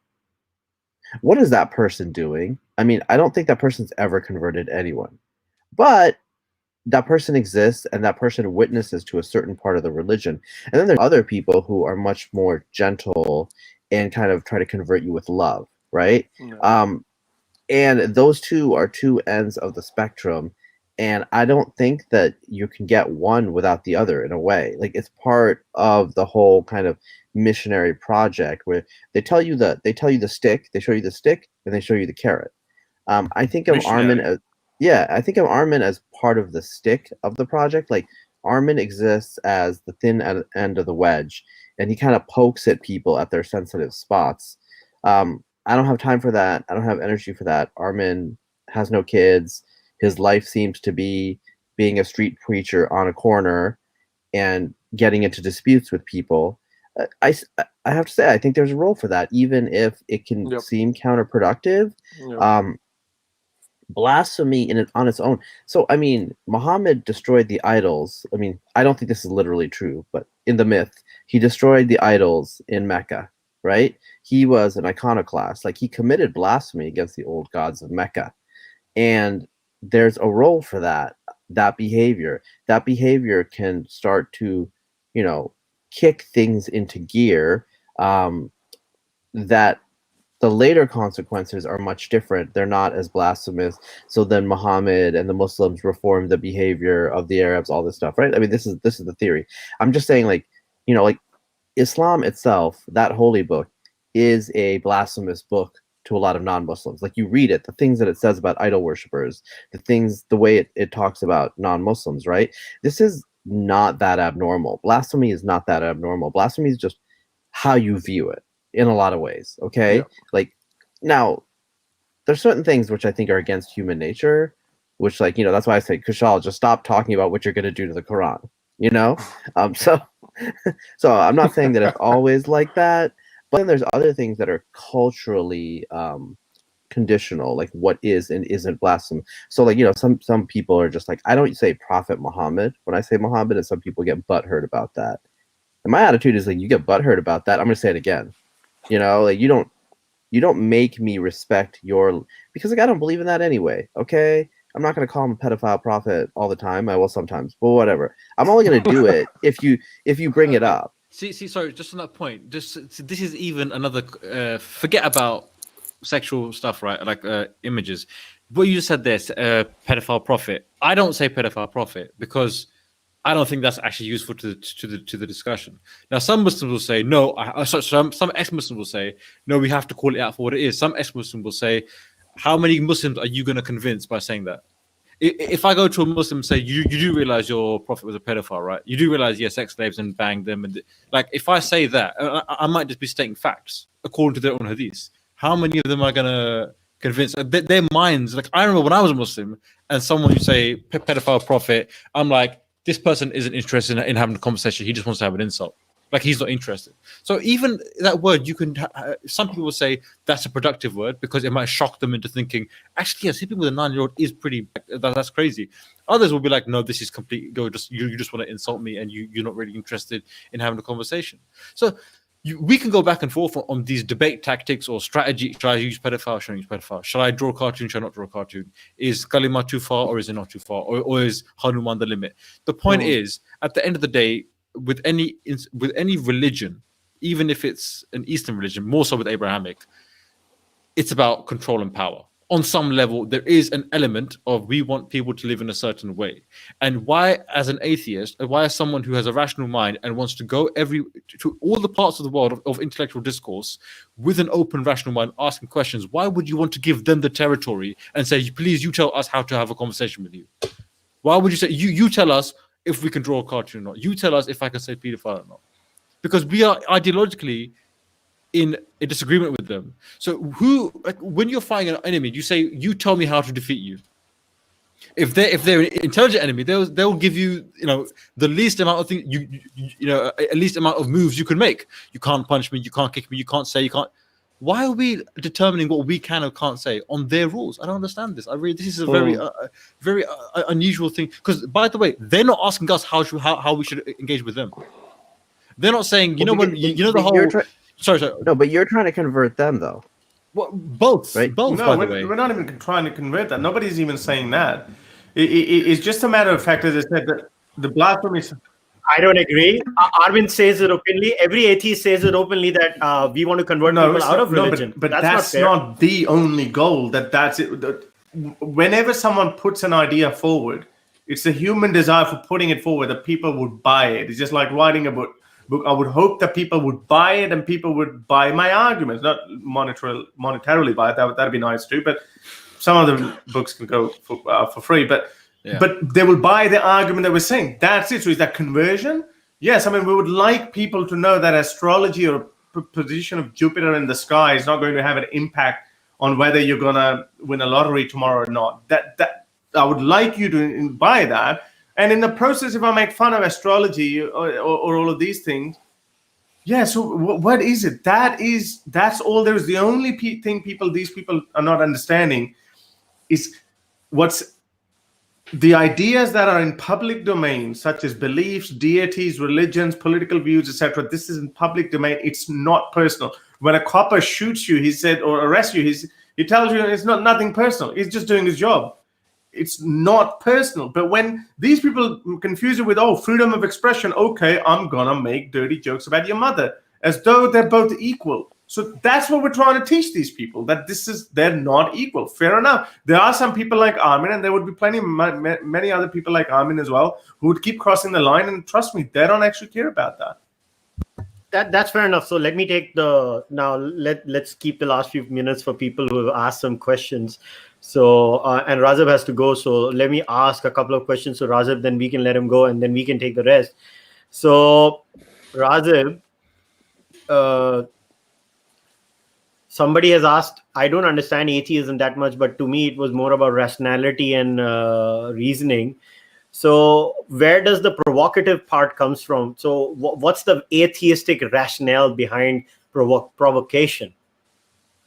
I mean, I think part of it is, like, in some contexts, being an atheist is itself a provocative thing. Mm-hmm. Like, I grew up in a conservative Christian area where a lot of people didn't know what atheists were. And the very fact that you existed and explain that you are a person that doesn't believe in God provokes people into new considerations of what the boundaries of belief and existence are, right? And so I think that's when it's like, for some people, eating a hamburger in front of their face is provoking, right? They're vegetarians. Like, you're expanding the boundaries of the possible. And so I think that's what some of the strategy is, to expand the boundaries of the possible. Okay, yeah. So again, I don't know why this question is asked. Okay, it was for Haris, but I'm gonna answer it. Would you accept someone drawing a picture of your mom winking or in a compromising position?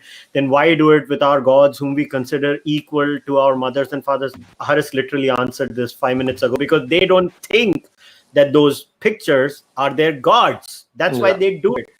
because for them in their head they're not gods. So you guys are speaking past each other. I hope I'm able to understand that, and this is what I want the atheists also to understand. Maybe they can be a little more considerate next time when they realize that cultural sensitivity is a very important thing. I'm not saying, like, I find all these things useless, but the point is that for every believer you have to understand, for a disbeliever, that image of Kali is not like a Ma. It's just a portrait, like a Harry Potter image. We Now, you would not. We cannot take anything just on its face value, especially if it comes without any evidence. People killed Jesus because he blasphemed, and throughout human history, people have been killing each other over their red lines that they've drawn. If they can prove those red lines, no one would do it. You wouldn't find any decent human being who would be coming after. One of the guys, and I brought it up, he's a Hindu guy, and some people told me that he's actually an anti-Muslim bigot, but he's not. He's the one who's come out in our support. He has given me, this guy is a walking encyclopedia of hadiths, and some of my work, he sent me those. I give him the homework to give me those hadiths. He also said he criticizes Islam and sometimes gets really crude, and he said the same thing. He said, he hates Imran Khan. He makes so many posts about Imran Khan, which is fine. Screw it. He said that's the difference. He was going back and forth. He was going back and forth with some Hindu who was offended by it, and he was saying, but here's the difference. Despite of Imran Khan, how much he hates him, he would not bring his kids into it, because Imran Khan is a public person. He's doing whatever he's doing in public domain, but involving his kids who've got nothing to do with that would be personal. So now you don't need any evidence for it that Imran Khan, are they his kids or not? But then you come to me and then you claim, and it's a very specific claim. I don't get it. Hindus tell me, and everyone tells me, some people were saying, if you burned Gita down, we wouldn't be offended. So go and burn Gita along with Quran and the Bible. We wouldn't be care, but just don't sexualize it. And they say, oh, have you sexualized Aisha? That's no, yeah. Well, actually, there are plenty of cartoons about that. Muhammad did. Yeah, Muhammad did, but we don't need to. But again, we're not. But there's so many people who do it. But again, you go after what the red line is. If your red line is, and it's very specific, it's like saying, I would not listen to any alien if they ever came from any planet, but except they have 3 eyes. Only then I'll listen to them. It's like, okay, you can do everything. You can do this. You can burn the Gita. You can do this. You can do that. You can make fun of Hanuman. You can call him monkey god or not. But don't make my Kalima wink or sexualize. It's not even pornography. Just wink. So they're triggered over wink. That's what they literally are. So, we can't. I get your point that we're talking past each other. We're saying that she's not your mother, which actually is, if you want to say that she's your mother. It's like, imagine that. Imagine there was a group of people in entire Americans started believing that Wonder Woman is our mother or is our national sister. And anyone who says something about Wonder Woman, that's just, they'll just get angry. They will cut diplomatic ties. They will registering police reports and everything. Imagine now you'd be like, oh, geez, what's wrong with these people? I'm sorry, just because your claim is thousands of years old and we are to believe that, this Kalima is your mother. Why? How? Do you have any evidence? No, but we just believe that, and therefore don't make a wink. Sorry, not going to buy it. Sorry, but just to follow on, I hear this so often, like, oh, if and this happened with the Muhammad Hijab and apostate prophet, we insult the prophet or we criticize the prophet, they go for the wife or the family member. Yeah, there's a massive difference here. There's a massive difference. Apostate prophet's wife is not in the game, right? Yeah. Abdullah Gondo's wife is not in the game, right? Of criticizing or whatever it is or whatever. Muhammad is a prophet, right? So, forget about prophets. There are politicians in every country that get satirized, ridiculed, right? Whether it's cartoons or insults or comedy sketches or whatever you want to call it, right? We, like, in every country, some countries go harder than others, but they get ridiculed. Now, if you bring up a female, a female politician, what was that name? The one in America, the Palin. Oh, right. Palin. What's the first name? I can't. Sarah Palin. Sarah Palin. She got destroyed, right, by all sections of the media. Now, if that was my mom, right, she's a mother to someone, right? So her kids say, "Hey, man, that's my mum. Don't insult my mum." But I would say she's not. To you, she's your mum, but to us, she's a politician who wants our votes. Right? If she's asking me to vote for her, then I'm not criticizing her as your mum. I'm criticizing her as the politician who's asking for my votes. The same way I'm criticizing Prophet Muhammad as the prophet who's claiming to be perfect, or a god who's literally saying he's a god. Now you might say, "Oh, it's metaphorical." That's fine. I'm not familiar with different theologies within Hinduism. Nevertheless, I'm criticizing Kalima, obviously disputing whether or not she's a real person or not, but as a god, not as your mother. So even if your mother was a politician asking me for votes, and I think she's got her ideas as absolutely retarded, I'm going to criticize her because she's asking for my votes. If she's just your mother who has these weird views, I'm like, okay, man, like everyone's parents, my dad comes out with some interesting stuff. So does my mom, but they're not running for office. They're not asking for devotion. This is the difference they do not understand, whether it's Hindus or Muslims or Christians or whoever it is. If you're asking for me, my vote, my money, my obedience, then of course I'm going to criticize you. And the more you ask, the more I'm going to criticize. Simple as that. Kushal, why don't you take some of your channel members as like just the last segment? I don't know if you're going to push it to 2 hours, and maybe get some callers to come in and then just ask. No. I have too many super chats, so I have to take. Oh, okay. All right. Okay. So now 3 people have asked, and I think this is where all 4 of us are going to agree. Blasphemy laws. Everybody's asking, why the hell are we still living in this stupid age where there's a blasphemy law? I think Vidu has done videos on blasphemy laws. I don't need to tell. Haris has done videos and multiple. No, videos but I think people who get offended, and then people who do get offended, whatever we do, we need some sort of legal framework, right? If people who get offended, who actually do demand something in return, some retribution in return, then I think blasphemy law, when we are actually defending those people and we say, it's their sensibilities or whatnot, we should take care of it, whatnot, then next step would be, because nothing stays the same ever. Everything, if whatever there is, there will be some sort of improvement, or whatever the opposite of improvement is. It would not stay the same. There would be little changes. So when we say that okay, they have insensibilities, of course they would demand for blasphemy law. Why do you think people in Pakistan get so triggered over blasphemy law? Because they want to protect their sensibilities. They want to protect that. Now they have, and where it's going is getting worse and worse. Just yesterday, because of the Shura thing, I think something like 13 Shia clerics got arrested in Pakistan in the last couple of days. In the month of August alone, there were 43 registered cases of blasphemy. 43. That's the biggest month ever in the entire history of Pakistan. And there've been Twitter trends after Twitter trends. The Shia declare them kafirs.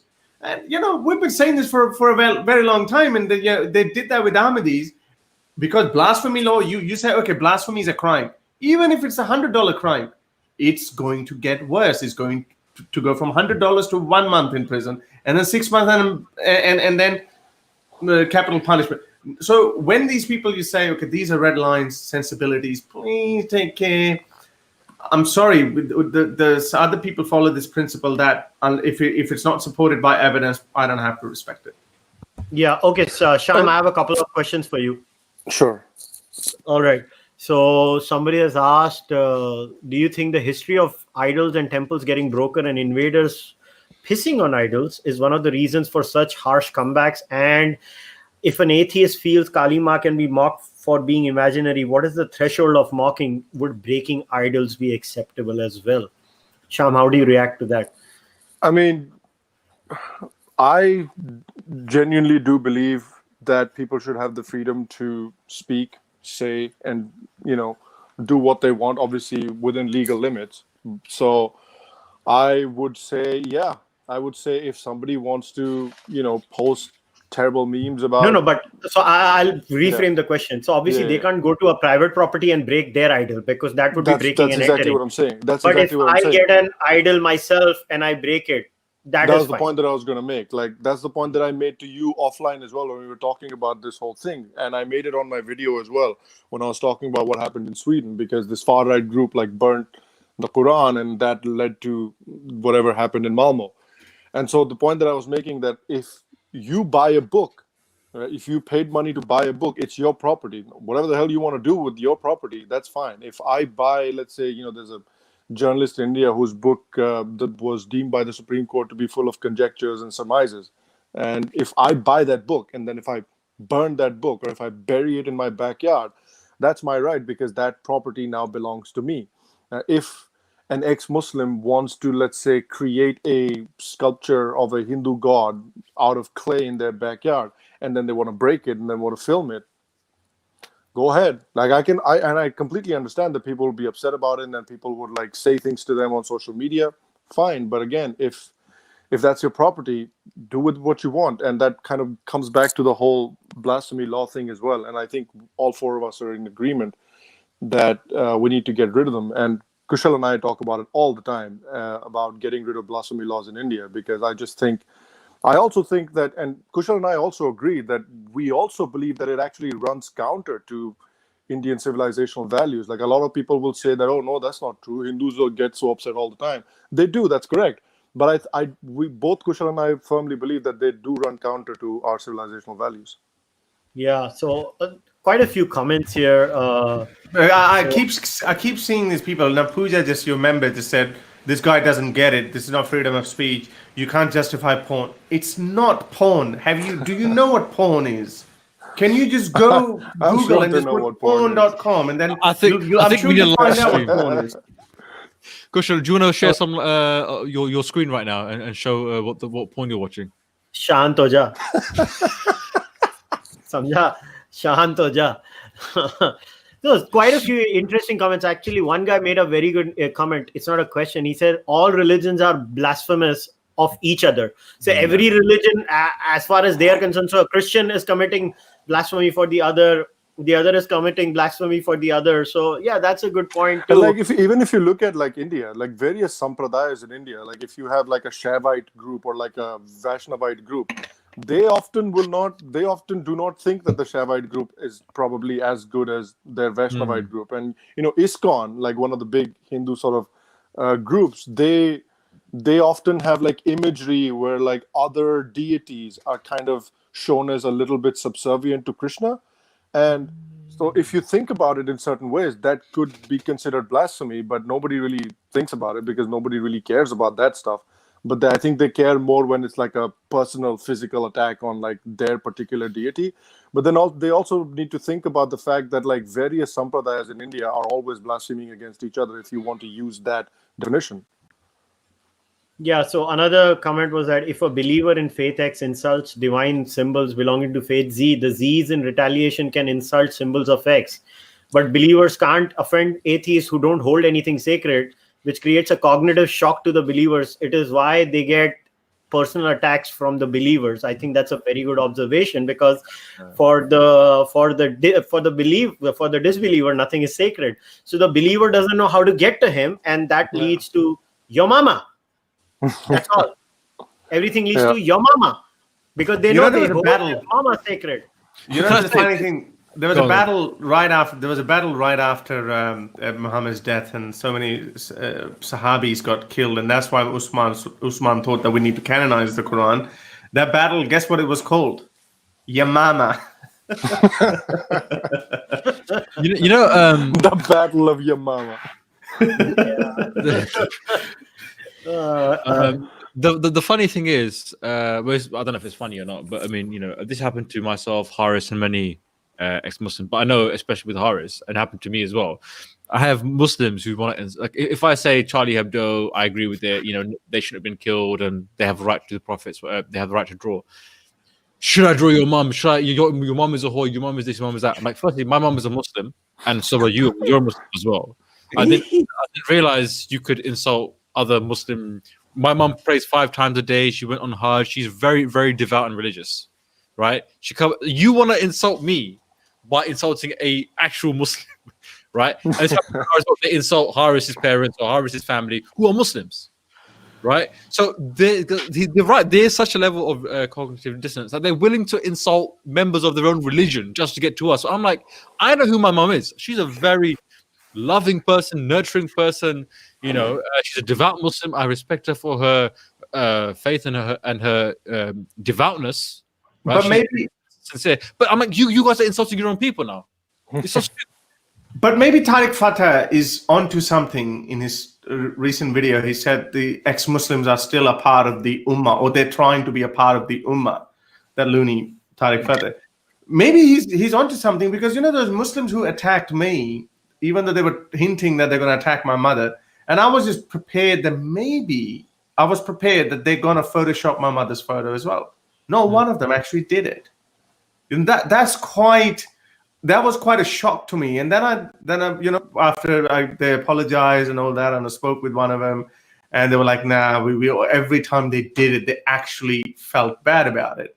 But again, I'm not giving them any brownie point, but I think they were still, maybe they did think that, their mother is still a Muslim, so if we attack her, but that there was no such problem with our Hindu brothers. They didn't take 5 minutes to start put really pornographic images. With Pooja, were you okay with the images? Probably not. You're a woman. I'm assuming you're a decent woman. But that's porn. Where what they did with Armin's mother, that's porn. What Kali did, I'm sorry, it wasn't porn. I'm really sorry. I can't accept that. But As I said, I have to done stand up that. for a female's perspective. Haris, हम नहीं समझ पाते हैं क्योंकि हम औरत नहीं है. एक औरत के लिए sexualization बहुत disturbing होती है.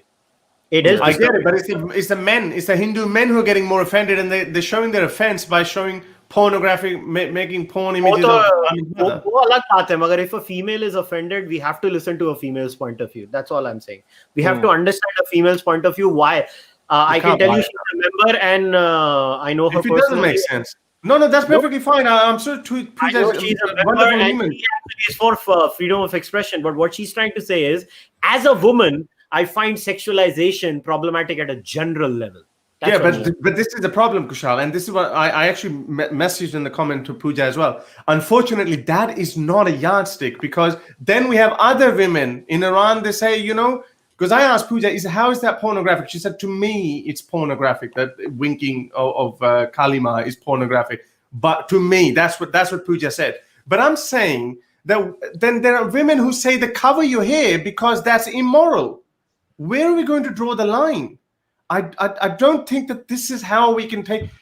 And I'm not saying you should buy my argument today, or I'm going to buy your argument today, but these are the things. That's why these conversations take place. If Armin hadn't done that, this conversation would not have taken place. And I think at some point, some people along the way will change their minds, and this is what's called progression. Yeah, but we have to understand, and I think this is a very important point which nobody raised, and I'm actually grateful that Pooja has raised this point about sexualization. See, people always give the point of how Hindu scriptures are built. Nobody knows it better. I'm literally going to conduct a very detailed discussion of the Ramayana in an hour, and I know what's there in the Ramayana, but there is a huge difference in how they do it and how it is done on the other end. Consent is a very important factor. Like even in the Ramayana recently, in chapter 47, we had this beautiful story of Indradev and Ahalya. And clearly in that case also, there is consent. Ahalya consented to what Indradev did.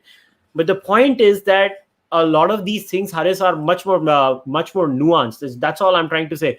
Okay, Vidu, I can't let you go because yaar sab bol rahe hain, tu Zakir Naik ban ja fir se.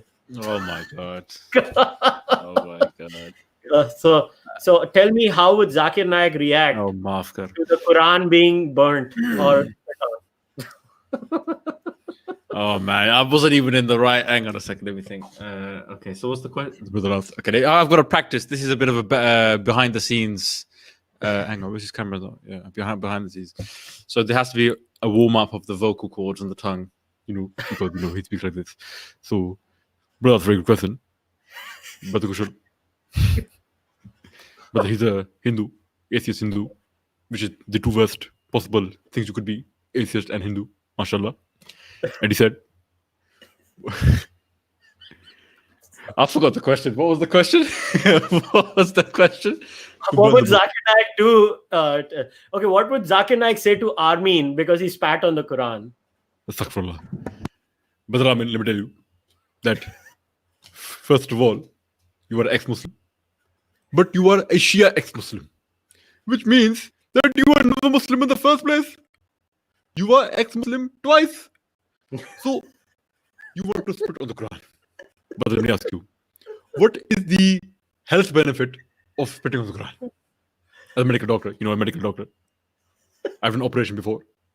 And there is no health benefit of spitting on the Quran. If you spit on the Quran today, Allah will spit on you. Do you want Allah to spit on you on the day of judgment, brother? Do you want to be drowning in the spit of Allah? You want to burn the book? You want to urinate on the book? I'm not going to say the rest. I'm going to say, do you want Allah to read?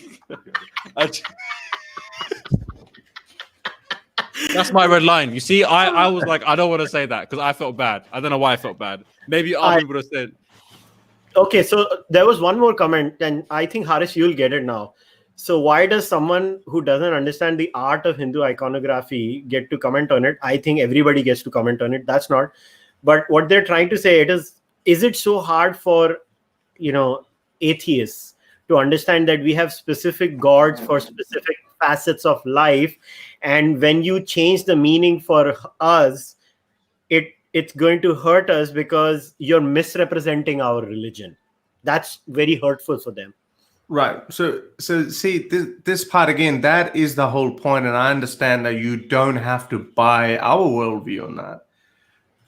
That having an emotional connection to whether it's a symbol or you literally believe in some sort of an avatar that existed a long time ago or whatnot, having an emotional connection to something that we find it to be non-existent or having no evidence of, we find it irrational. Now, again, as I said, it could be a lot worse. People would, and I worry people would do a lot worse things, but your feelings, unfortunately, at that point become irrelevant.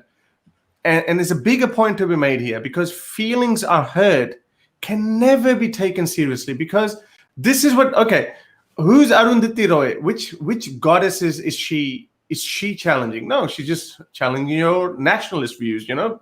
Politically, you disagree with her, and then what people do, I've seen people send me some images of her where people had justified morphing her photos, abuse, and she went into depression or something. So there will always be people who would be like, my feelings are hurt. Where do we draw the line? Why do we draw the line at a Kali goddess winking an eye? Why? And unfortunately, unfortunately, this is how logic unfortunately works. If it doesn't make sense, it doesn't make sense. I understand that you have an emotional connection. You do get hurt. I'm not doubting that you do get hurt. But this is the same thing Muslims say, don't criticize our dearly beloved Prophet Muhammad, because we get hurt. And look how far we've come. Fair enough. It's not my job. It's not Armin's job to actually spread. Well, actually, I think it is, because that's another part of our worldview. We see the whole world as one family. So to me, an Indian is just as me, as in someone from Iceland is just as me as well. So, there's other elements as well. So that's the part. I mean, we get it. You have an emotional connection and you do get hurt, but we cannot rationally justify it. I keep saying it. I haven't done any of that myself. I got all the heat because I supported Armin. Because I can't. Vidu, can you get some of the heat as well? Do you support Armin? Of course you do. Yeah. You cannot. Of course. Because you cannot. See, the thing is, whether we do that or not, that's a totally different thing. But we cannot oppose Armin, because Armin is such a beast. He would say, okay, Harris, explain to me, where did what did I do wrong, and how is that rationally you can justify it? We have nothing. My feelings are hurt. That's nothing. That's not a good reason. Also, I just want to say, I said this at the beginning, that if tomorrow Armin Navabi says, you know what, guys, actually, I was wrong. I shouldn't have done this. I will not do this again. It's wrong to do it.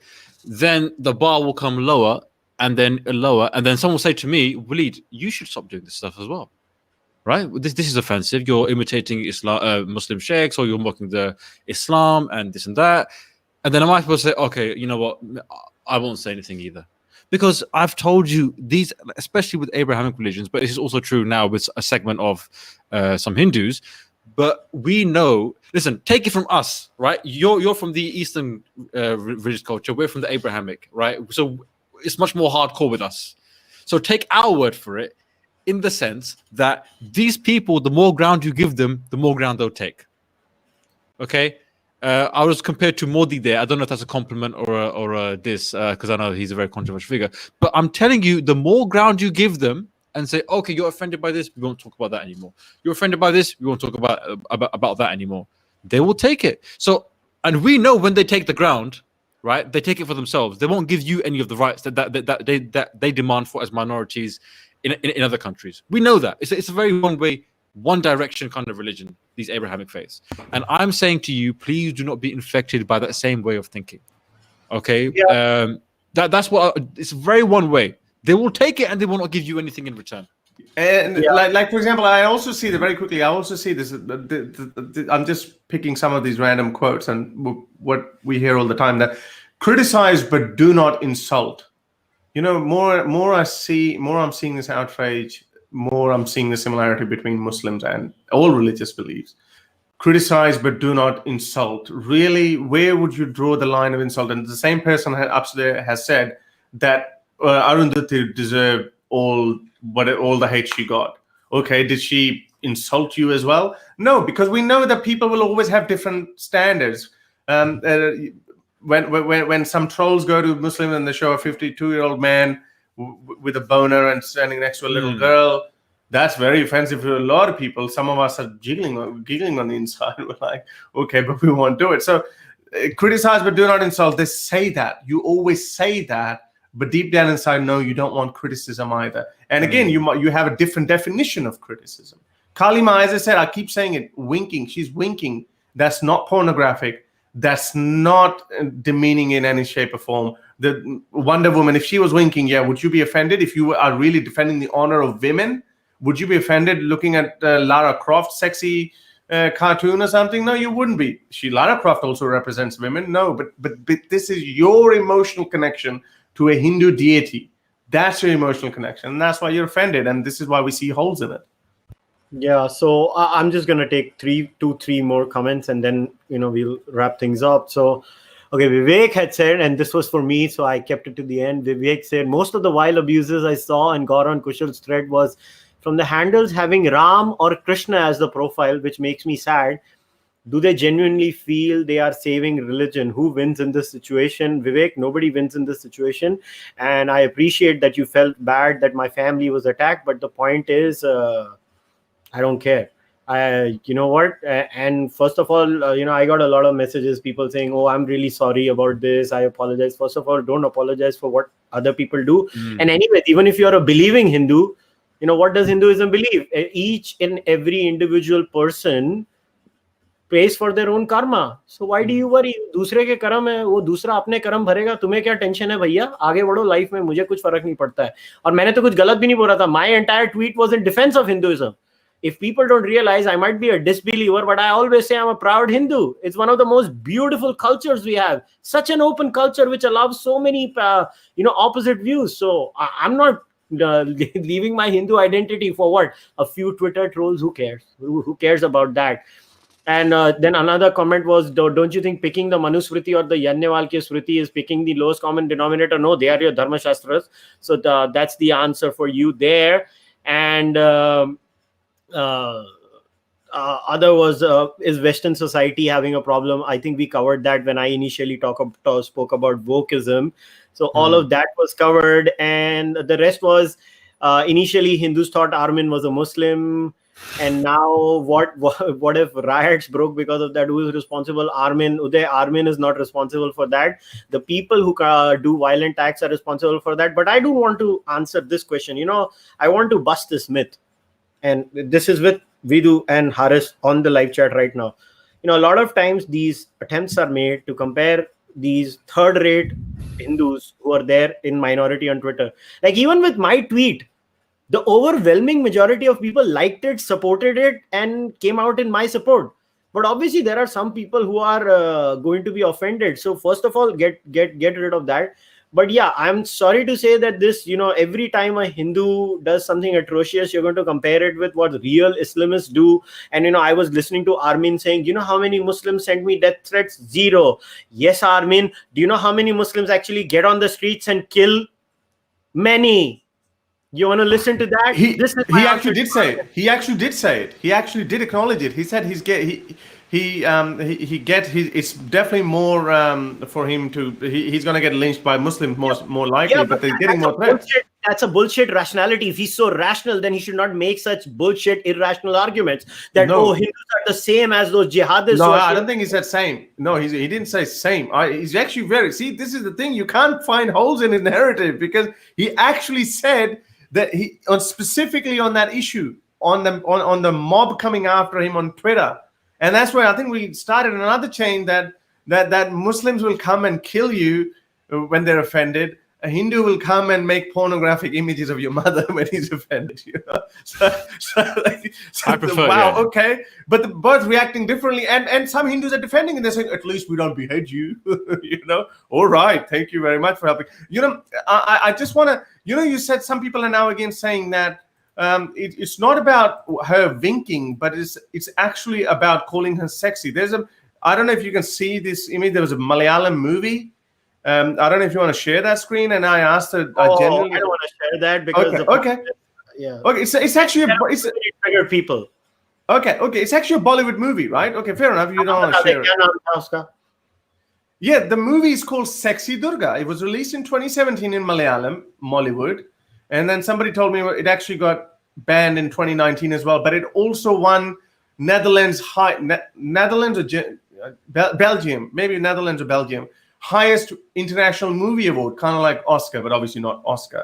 I mean, that's what we're saying. That one Hindu guy was saying that our ancestors were definitely more liberated in their thoughts, which is kind of is a point that on one hand, you're making sexualized images, and then here these pious people are getting triggered over Durga Ma winking, and then some guy called she's sexy.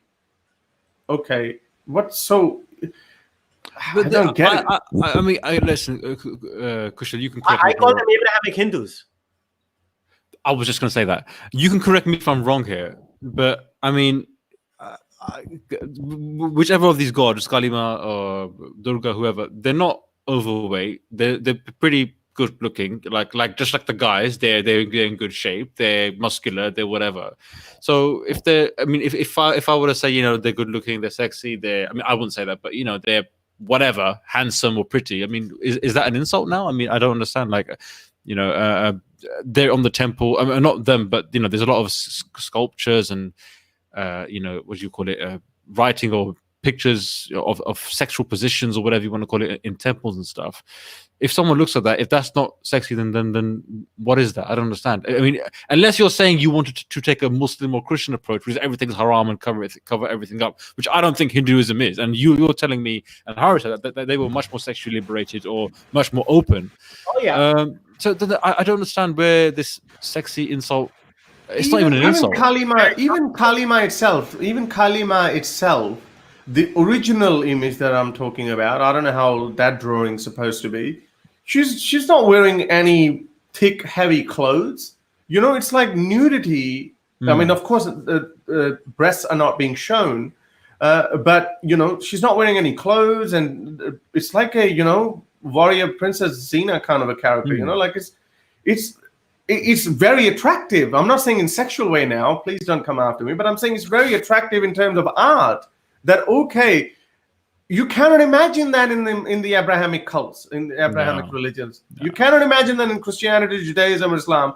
On the other hand, we could understand that back in the days of Pompey in Roman times, they were very liberated. But then this curse of Abrahamic religions came. But you guys kept your tradition, but then you became Abrahamized somewhere along the way. That's the problem, and I think this is a perfect way to close the discussion. This message that you gave. Hindus became Abrahamized, and that's the reason they came after me, because I did not stand up for what Armin did. I'm very clear. I am very clear that the intent matters, and I knew the intent of Armin in this case. I don't like riling people up, and so let's wrap things over here, and I'll just make a few comments, and then we can go offline. But my whole problem is that I stood up for Hinduism. I said Hindu gods, goddesses, Hindu scriptures, they portray a whole plethora of human emotions. They show anger, Kali Ma in a Rudra Roop, as they say, where Kali is angry. They show anger, they show sensuality. They picked on the word hot and sexy as if it was a problem. My whole point was that not the devotee doesn't look at the goddesses like that. The devotee doesn't look at the goddess in a perverted way. The devotee is understanding those human emotions through the scripture, and that's what Hinduism has always been. It's always been like that. I mean, if you don't believe me, do your homework. Read the Bhagavad Puran. Read Sarga 47, Balakandam, Valmiki Ramayan. Read it. You will see the story of Indradev, रूप धारण करना जिसको बोलते हैं, उन्होंने अहल्या के पति का रूप धारण किया. He went inside, and it shows what? It shows Ahalya consenting to having extramarital coitus. Now, that is Hinduism. What are you going to ban Ramayana now? What are you going to do? Where are you going to stop? Then you have to ban 30% of Hindu literature. There are so many beautiful stories. But where Armin crossed the line was, he was not doing it from the way Hindus understand it. He was doing it purposely to cross a line. And Armin has every right to do that. Armin has got every legal right to do that. And the people who went after Armin by making disgusting photos of his mother have actually proven Armin right and have made lives of, disbelievers like me or believers like Sham and the millions of Hindus online very hard. Let me tell you that much. It's very hard to defend this when you have somebody's mother's pornographic images being put on the internet. I mean, you should be ashamed of yourself to do these things. अरे तुम्हारा Hinduism इतना कमजोर कब से हो गया? मेरे जैसे चार्वक को तुम लोग टॉलरेट कर देते हो जो बोलता है कि सब कुछ ढकोसला है, और एक आदमी जिसने उसने तो फोटो शेयर की है, उससे हो गया. और अभी तमाशा, there is 295A case filed on Armeen. ओ यार, अक्ल है? वो कनाडा में बैठा हुआ है उधर, उसके ऊपर कौन से केस करने वाले हो कनाडा में? ओ बेवकूफों, अभी सारे एथीस्ट वो तुम्हारी फोटो लिखाएंगे, और तुम्हारी अक्ल किधर गई है? घुटने में घुस गई है. सारे के सारे खोते आ गए हैं पता नहीं किधर से, और अक्ल नहीं है तुमको.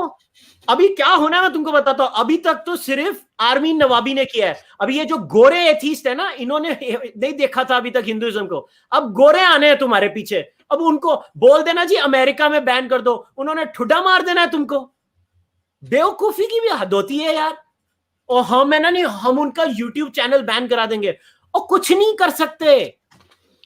सिर्फ तुमने 50,000 और फोटोएं डलवा दी बेवकूफों. And to the other side, before we go to new atheists, तो यार क्या है, और कोई तरीका नहीं आता. अगर रिलीजन को क्रिटिक करना है, कभी गलती से पढ़ भी लिया करो ना 4 किताबें. फिर मैं ही वेल्लो के जैसे पढ़ता रहता हूं, गधे के जैसे हर महीने 4 किताबें. Your problem.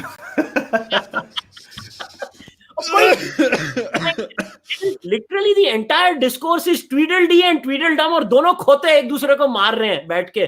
दोनों खोते एक दूसरे को मार रहे हैं, और हमारे सोचते हैं कॉर्नर में बैठ के, और मैं किसको समझाऊं, सारे ही खोते हैं इधर. मगर I am sorry, if you don't find people making pornographic images of Armin Nawabi's mother problematic, there is something really wrong in your head. There is something genuinely wrong in your head. And I will never agree with Armin Nawabi. I will always oppose his style of atheism. And I will remain opposed to it till I find a better argument. I have not found a better argument. And I'm far more well-read than Armin Nawabi, for your information. And he cannot challenge me on Hinduism. He cannot. I know everything in and out. But the way we have treated Armin Nawabi in this entire process is actually disgusting. It's disgusting. It is a shame. I'm not apologizing on behalf of any Hindu. मेरा कोई ठेका नहीं है. जिसने किया है उसको देखना चाहिए. But think about it. And you know what? Everybody calm down. I know I was ranting right now, but I was ranting for a reason. But let me tell you, is not going to find a solution. Haris Sultan is not your enemy. Razib Khan is not your enemy. Waleed Wen तो किसी का भी दुश्मन नहीं, उससे तो सब प्यार करते हैं. Luckily, Waleed कोई दुश्मन नहीं है. Sham Sharma is not your enemy. We are not your enemies, man. We are your allies. We want your growth and our growth. We just, some of us were like, we just wanted to be left alone. Yes, Army Nawabi does not want to be left alone, but you know how you can defeat Army Nawabi? Next time he does something provocative against Hinduism, block him on Twitter, block him on Facebook, block his YouTube channel, ignore, move forward. And you know what? Right now he's going to make a few $1,000s just because of your stupidity. You have just made him richer. So gadhe tum ho, baki koi nahi hai. Anyways, on that very amazing note, let's end today's discussion. And I want to thank my friends. And yes, they are my friends. तुम लोगों को problem है तो होने दो, क्योंकि मेरे को बार बार ये भी बोलते रहते हैं, why are you friends with Haris? Why are you friends with this? Well, they are my friends. They'll be my friends. Always be my friends. I'll stand up for them. So once again, Vidu and Haris, thanks for coming for the discussion. Can I very quickly answer a question? Somebody thought that I was lying, and maybe he's misrepresenting me. I don't want to leave a bad taste in his mouth. Armin said that Hindu following Hinduism because they have sexy God. That's not what he said. That's the underlying joke with it. I don't know, maybe you don't understand English, or maybe you don't understand Western sense of humor. When someone says he's joking about it, oh, how come more people are not following Hinduism? Look, their gods are so sexy. That's what he said. He's not saying that Hindus are following Hinduism or Kali Ma because she's so sexy. That's not what he said. So, Mafi. And if you like what I'm doing over here, please subscribe, like. And today at 9 p.m. in just about 40 minutes, guess what I'm going to do? I'm going to be discussing the Ramayana behind a paywall. So if you want to join it, you can become a member or go on Patreon. And we're going to be discussing from Sarga 55. Anyways, on that note, thanks to each and every guest. Unfortunately, Razim and Sham had to go early, but thanks a lot to Haris and Waleed. These are good people, and go and subscribe to their channels too. Yes, they're good people.